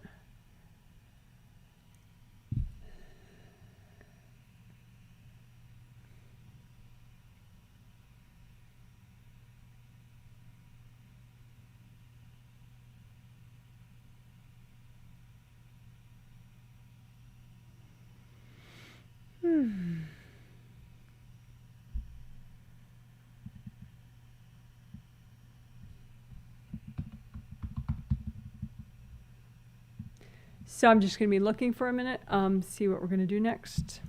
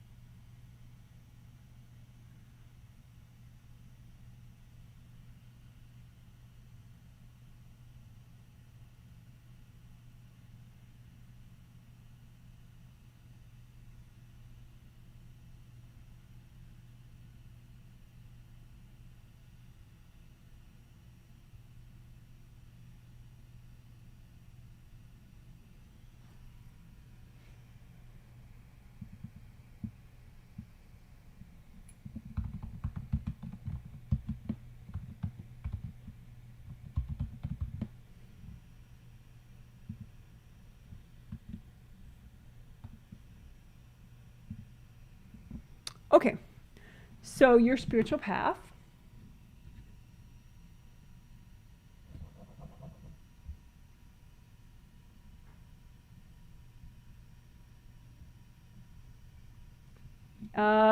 Is just for you. It's a road that actually a part of your spirit is on. Not the part of you that comes fully present, but it's sort of twofold. It's like literally a place that you're on, a little part of you, but it's also a good metaphorical way to look at your progress. But it is like a literal thing on a spirit level as well. But anyway, so it's just a path that's just for you, and like a road, right? And so you want to see if you can look forward on your road and move forward on your road. So moving forward on your road is like growing, making progress, evolving, right? And so you don't want any unnecessary damage to your path. Like there's a gold force field like around your path. You don't want like big holes punched in that where invasive beings and invasive people can just pop in and, trash the place. You don't want like big, obstacles in front of you on your path that don't need to be there. They're just dumped there from other people. You don't want to be dragging big bunches of junk behind you on your path. That's unnecessary burdens, right? So that's what spiritual path work is basically all that. So you imagine your path that's just for you. And if you have people on it, just wash them off with gold light. If they're behind you, in front of you, next to you. Because again, they have their own spiritual path. It's much healthier for both of you if they're on their path and you're on your path. So you can go have your angels help you be on your path. Your angels can help you be on your path. And lots of gold light, melt any heavy burdens that you're dragging behind you.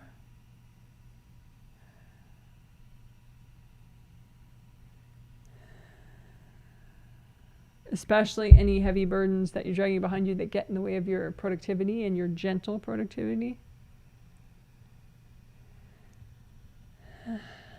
And repair the force field around your path. It can look, if the force field is good, it can look like a gold sort of dome around your whole path going forward, like a gold flowy tunnel. And so you can check that out and make sure there's no big holes punched in it. Just wash out the damage and use gold light and it'll just repair.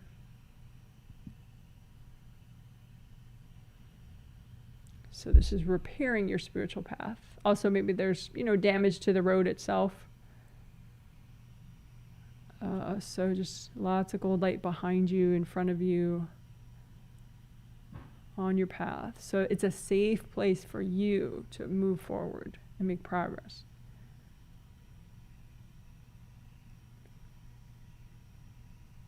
Like if you have a kid and they're overly affected by other kids in school, or your spouse is overly affected by people in their workplace, it could be this kind of thing where their spiritual path is too permeable. Maybe it's all ripped up, the force field around it. And so people influence them more than would be healthy. So just use lots of gold light for your spiritual path. And if you have somebody like that, but you're not them, just say, angels, can you please help them repair their spiritual path? And you don't have to say anything to them, even on a spirit level. You can just have the angels be diplomatic for you, because sometimes people aren't ready to learn that, even though you're ready to teach it. And so that would be a source of backlash if you're nudging people when they're not ready. So just ask the angels to help that person with their spiritual path, and then just work on your own. Because you could inspire them just by working on your own path, and that's safer. Because then if they don't want to be inspired, they'll ignore what you're doing. And you won't get whacked. So again, just repair your spiritual path. Repair the road. Repair the force field around it. Use lots of gold light.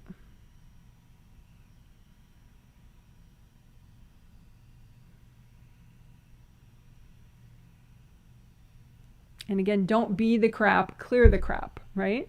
So it could be that the road is really torn up ahead of you, and it's some really like ragey energy that somebody did that. So don't be the rage, don't be the grumpiness, just use the gold light and reset your path. Just let your gold light reset your path to a path that is healthy for you and supportive for you and encouraging for you.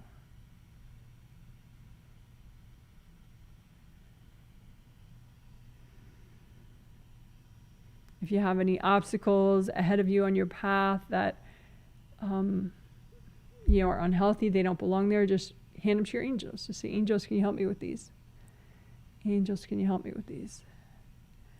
You want to be able to whoosh, make good, nice, healthy momentum forward on your path.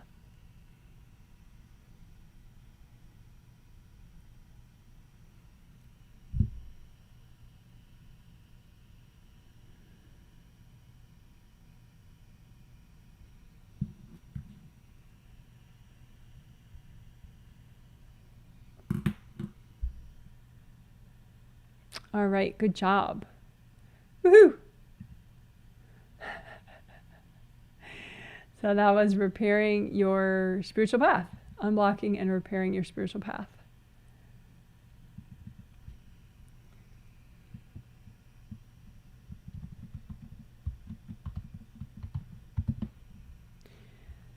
So we're going to wrap up now. We've done definitely enough for one healing. So one thing I know we'll do as part of the wrap up is empty unprocessed stress pots, USP, unprocessed stress pots. Which again, like Chaos Boundary Wall, it's a convenient image. You don't actually have pots in your space.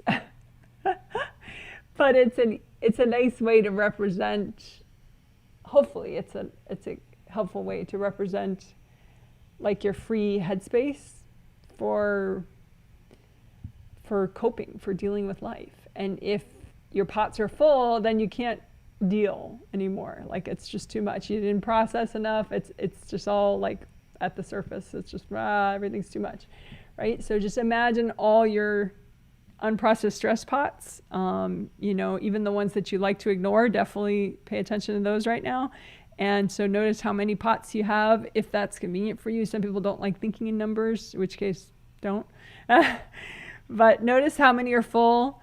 Notice how many are half full, how many are empty. You want them all to be empty. That means that you have like, you're ready for anything kind of. You're ready to deal with stuff that maybe is harder to process. So then you can shove it in some pots for a sec while you process it, right? So you don't want these full. Go ahead and use gold light and melt away whatever's in your unprocessed stress pots. This is basically like catching up on your processing. So some people say, oh, you know, I need a whole day to catch up on processing. Yeah, sometimes you do, but sometimes you don't have a whole day. You know, sometimes it's like you can't afford to spend a whole day catching up because you have this and this and this, right? So what do you do in that case? Well, you could keep emptying your unprocessed stress pots. That could turn, you know, 24 hours of processing into like 2 or 3 hours of processing. You know, if you emptied your unprocessed stress pots, maybe like, you know, a couple times every hour for a couple hours, and, you know, and you took a nap, you know, like a short nap with an alarm. If you really don't have time to just, you know, give it as long as it wants to take, you know, it's a way to rush your processing. Speed up your processing. So again, imagine your unprocessed stress pots. Are there any that are still full? Don't ignore them if they are. You'll be better off if you just empty them. So lots of gold light. Melt away what's in your unprocessed stress pots. Sometimes the pots don't empty because somebody's cording you. So just melt the cords going into your unprocessed stress pots. And that way the pots melt away much easier. The contents of the pots melt away much easier. Much more easily. All right, so that's unprocessed stress pots. So just comb through everything, all the chakras along your spine, physical body and astral body. Comb through all your 17 auras. We didn't do gold mesh spheres of your Wei Qi auras. So you have 3 gold mesh spheres for each of your 15 Wei Qi auras, and they're like gold mesh that wrap all around and generate gold light. So just imagine all your gold mesh spheres within your Wei Qi auras and repair them. There could be slashes, there could be just yucky junk burdening your gold mesh spheres. So just wash all that junk off, repair all the rips so they can do their job and generate lots of gold light, which helps your physical body as well as your mind and your emotions and your spirit. So again, this is just a little bit of repairing gold mesh spheres of your Wei Qi auras.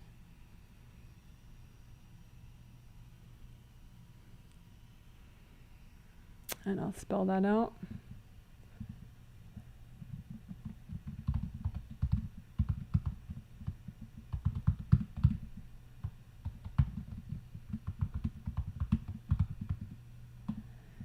Okay, so then check yourself on your spiritual path. Are you able to move forward at a nice, satisfying pace for yourself? Check your 4th chakra in the center of your chest. Does it have enough flow? Check your 3rd chakra where your sternum bone ends. Is that unblocked enough?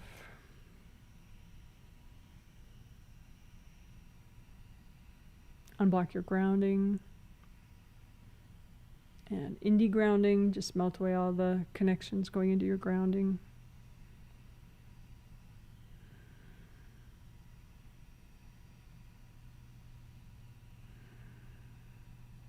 All right, and you can just say, angels, can you help me wrap up this healing? If you have anything still triggered, you can hand it to your angels. Angels, here you go. Can you help me with that?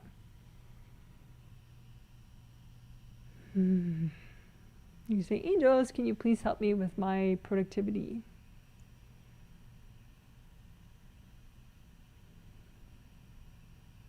All right, good job. You're amazing. Woo, woo, woo, woo. Yay, that's a healing. Woohoo.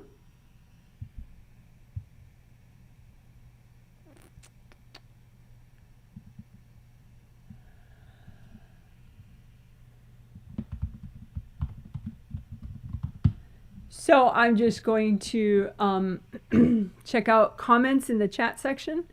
If they are, please read my life story. Please read how I've been in the last year or last month or whatever. Big reading questions. I'm going to try my best to ignore those.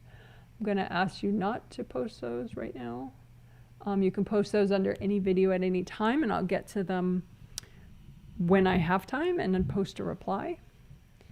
But if right now, comments I would welcome are any comments that you have about the theme that we're doing today, gentle productivity, or joints, or anything that I've been discussing in this healing.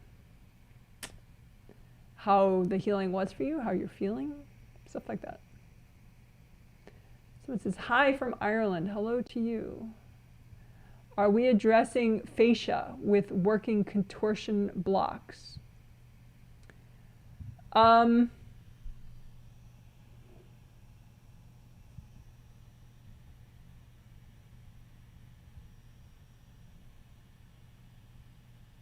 mean, I don't really get your question. I mean, fascia, I think you're talking about, you know, a part of your anatomy. Contortion blocks are very foundational. Like, for example, childhood abuse in this life or a past life. Those become contortion blocks that cause contortion in your hips, say, which then causes contortion in your shoulders, which then causes contortion in your knees and ankles because you're adjusting, you know, because everything is all related, you know. So does it affect your muscles and your nerves and your tendons and your fascia and whatever? Yeah, sure. So I don't know if that's your question, but that's my answer. So it says, hi, Janet. We can see and hear you in Chicago, 42 and sunny. Ooh, nice. Yeah, we're in the 40s probably right now, but we're cloudy. But that's okay because inner sunshine, it challenges you to generate inner sunshine. And I use a sunlight lamp. So it tricks my brain into thinking that I was out in the sun when I definitely was not. All right. Hey, Janet. We can see and hear you. Oh, I read that one. Hey, Janet. Oh, yeah, this is the big, giant reading question. Yeah, I'm not going to read it. Yeah, talking about some healing that I did at some point. So,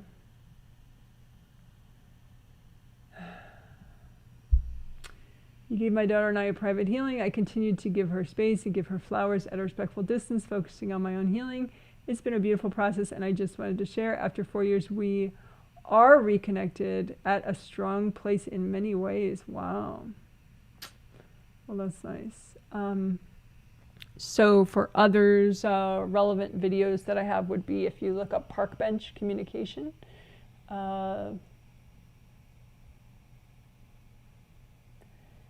So if you search Janet Wright park bench communication, park bench I think I put as one word.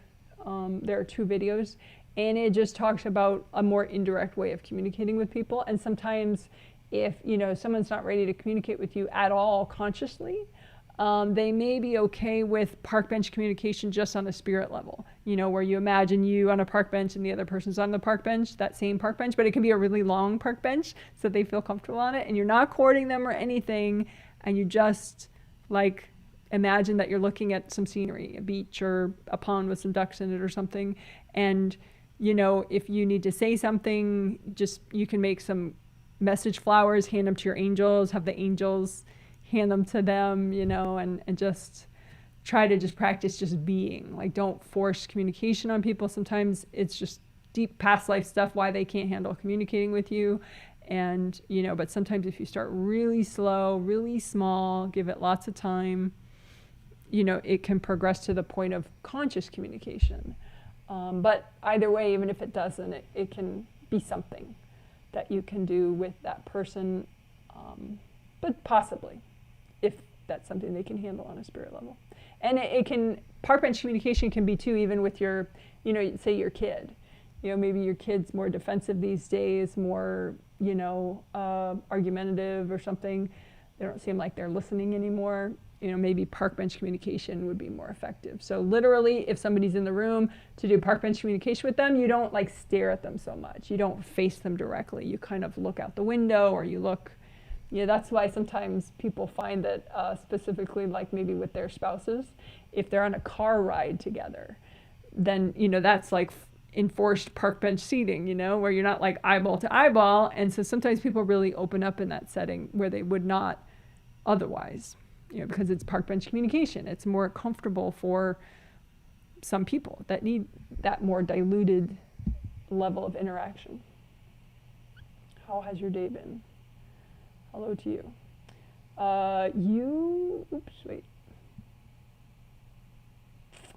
You made me smile when you spoke of being grumpy, because I'm totally listening to this in a super grumpy mood. Yeah. So hopefully you separated a little bit from that. Hope so. Because it's easier to clear the shit if you are not running with it and keeping it in your identity space. Okay. I was surprised I had lumpy, bumpy stuff in front of me on my spiritual path. Good now. Yeah, it's easy to get that. Well, good. I'm glad you cleared it. Thank you for the healing, Janet. I feel so good. I felt terrible yesterday. Yeah, I saw your survey, but today was a 180. Thank you. You're welcome. You can let me know in your survey when that turned around, what time your time that started to turn around, if it was like right before the healing or a couple hours before the healing, or if you did something. I was triggered by the laughing children, irritation and sadness. Yeah. Isn't that funny? It's like totally possible. I mean, like so many things could trigger, maybe you felt like you didn't have enough kids. Maybe it reminds you of that you didn't laugh enough in your childhood. Maybe, my siblings literally mocked me when I would laugh because they don't like my laugh. And somehow, like they would all together, like try to get me to stop laughing when I was a kid. Like, who does that? That's so psycho, but so hearing kids laugh, it can trigger like weird, bizarre shit that you're not even aware of what's getting triggered. But it's great to clear. It's totally clearable. And there are happy people in the world. There are happy kids in the world. So it's really nice if you can kind of dig up that subconscious junk and, get rid of it, And same thing with angry people, I mean, I don't have a recording of angry people, but that'd probably be a bit over the top. But you could do the same thing with, what triggers when you hear angry people, and clear that, because there's so much in the world and you don't want to have to be triggered unnecessarily. So I'm glad you're able to reflect on that and not be embarrassed by it. You know, it's okay to be triggered by laughing children, but it's, you know, and you can let me know if you weren't able to work on it and it's ruined the next 2 days for you. So I would like to know, of course, because then, you know, I can help you clear more in the next healing. But hopefully it was a decent exercise for you and you were able to clear some stuff, and then, you know, but you can let me know if that was just too much or if it was constructive, what we did in the healing with that. Someone says, during the healing, I feel fear of my supervisor at work. I feel, and you did not get the healing. So just for my own reference, you healed yourself as you were watching only. During the healing, I feel fear of my supervisor at work. I feel he is afraid of my aura, personality, what to do to prevent this person from attacking me. Yeah, you can't prevent people from attacking you. You just get stronger. That's all. You know, that's all you need. You can't prevent, you know, pissed off people from being pissed off. I mean, my God, you know, that'd be quite the job, right? Trying to resolve everybody's repressed anger issues from thousands of past lives for thousands of people. You know, no, you can't do that.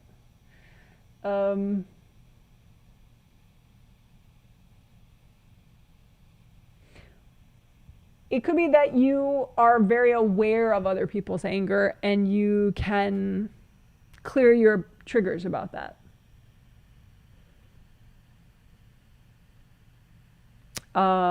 So yeah, you just get stronger and more flowing and more okay with him being pissed off. I mean, if there is something that you're doing that's pissing him off, that it could be, you know, that there's a couple of things that you're doing that aren't essential for you, you know, so you could just stop doing them. You know, like, you know, one person at their workplace, she used to just subconsciously on a spirit level try to nudge people about, you know, well, you could eat better and you could do this and you could do that. And, you know, or like, God, I hate this workplace. And she used to say it to everybody, you know, on a spirit level, subconsciously. She didn't know she was doing it. And so everyone would whack her and resent her. And it took her a while, but she really doesn't do it anymore. So, you know, there can be those subconscious things that you're doing that cause people to be irritated by you. But that said, you know, some people just are irritated by, you know, laughter, by confidence, by, you know, a million things. So you can't eliminate all that. So people will whack, people will throw energy, people will do energy attacks. You know, you just get really strong and really flowing, and that's all you need. So I hope that makes sense. Please explain stress pots that are not pots in our aura. I'm having trouble emptying unprocessed stress pots, stressors. Well, you can imagine them like a beautiful lake or a beautiful, you know, imagine them like something else if you don't like pots. Maybe pots reminds you of your mom too much or something. It's like chaos boundary wall. You don't really have a chaos boundary wall. It represents all your boundaries, which would include all your Wright auras, your creative rings, your good karma windows, your chakras. It's a convenient representation of like your ability to process stress. And if you're already full of unprocessed stress, you can't handle one more thing, right? And so you look at, well, am I already full of unprocessed junk? You know, so you could represent that however you want, pots or, you know, boxes. And you want empty gold boxes, you don't want full gold boxes. However you like to represent them. But, or if you don't like a representation, just think of a metaphor. But that's the idea, is that do you have free headspace to deal and cope with what can happen, you know? And if everything's full, you've just been putting off processing too much, and you don't have room for anything else to happen. Don't forget to leave a thumbs up. Oh, thank you so much. Yes. Please leave a thumbs up if you would. Someone says, I'm less grumpy now. Very nice. Good job. See, that's called self-regulating. I can say it. being able to self-regulate, that's a skill, you know, and you may not have it initially, or you may have it except with one type of emotion. Like some people can self-regulate if they feel anxious, they can calm themselves, but if they feel sad, they're like screwed for a week, you know. So self-regulation, you know, it's a skill that you build over time to be able to ease yourself out of certain crappiness moods that are, you know, that you don't like, that are unproductive or unhelpful or, you know, train wrecking you. So good for you. I feel calmer after the healing. Thank you for a great reminder not to associate with past crap. I try to lift my spirit and sometimes get stuck and discouraged, so it's a good thing to keep in mind, yeah. Yeah, you can get really lost in what you're clearing or you're trying to clear. But yeah, so try to, you know, that's why I do all that silliness, like wiggle your butt and stuff. But, you know, maybe if that doesn't help, you know, think of some other way to walk yourself back and, you know, feel your shoulders, feel your joints. You know, get out of the shit. Don't be the shit. Clear the shit. I'd been feeling unusually uncomfortable from work-related drama, but I feel so much better after the healing. Thank you so much. Good to hear. I'm glad. Yeah, those contortion blocks, I think, are a big deal. Because they're just really underlying blocks that happen to cause body contortion, but they cause lack of productivity, they cause lots of stuff. So I think it's a good way to, hopefully a good way to approach it. I definitely need to work on self-regulation. Thanks for the healing. Yeah, well, you know, baby steps. All right, you're amazing. So I'm going to put my papers away and then I'll show you the dogs and then we'll be done with the live stream.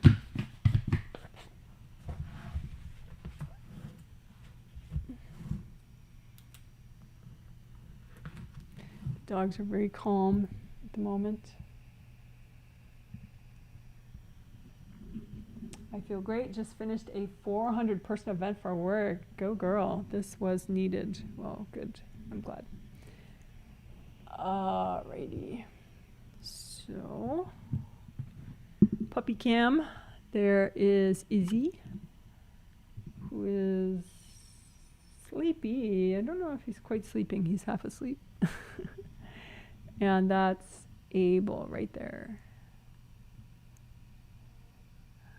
And they're doing very well on their new food. And you can see above Abel, sorry, my camera's all weirdly tilted. But anyway, you can see above Abel that amaryllis plant. It's so cool because it's blooming again. I thought it was done blooming. But I put it under my plant lights and it decided that it had more blooming in it. So that's nice. Always nice.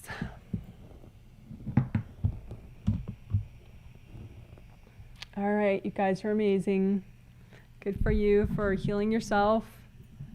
And even if, you know, we did a lot of stuff that was kind of big in this healing, so don't feel bad if you know, didn't do any of it or you only did like 2 seconds of it and just ignore the rest. You know, just, you can ask your angels to help you with this stuff if you need it. So angels, if I need any of this, any of this will help me, can you please work on it with me? You know, and they can work on it with you subconsciously. They can work you with you on it in your sleep, all sorts of stuff. And within a day, I will put the timestamp links and little chapter headings in the info section so that it's viewable at the bottom of the video in little letters. And then if you click on one of the chapter headings, they'll all pop up on the right-hand side. So you can jump around easily. All right, bye. You're really amazing. Let's do some glitter. Bye. You're totally amazing. Have a good day, evening, morning, whatever's next for you.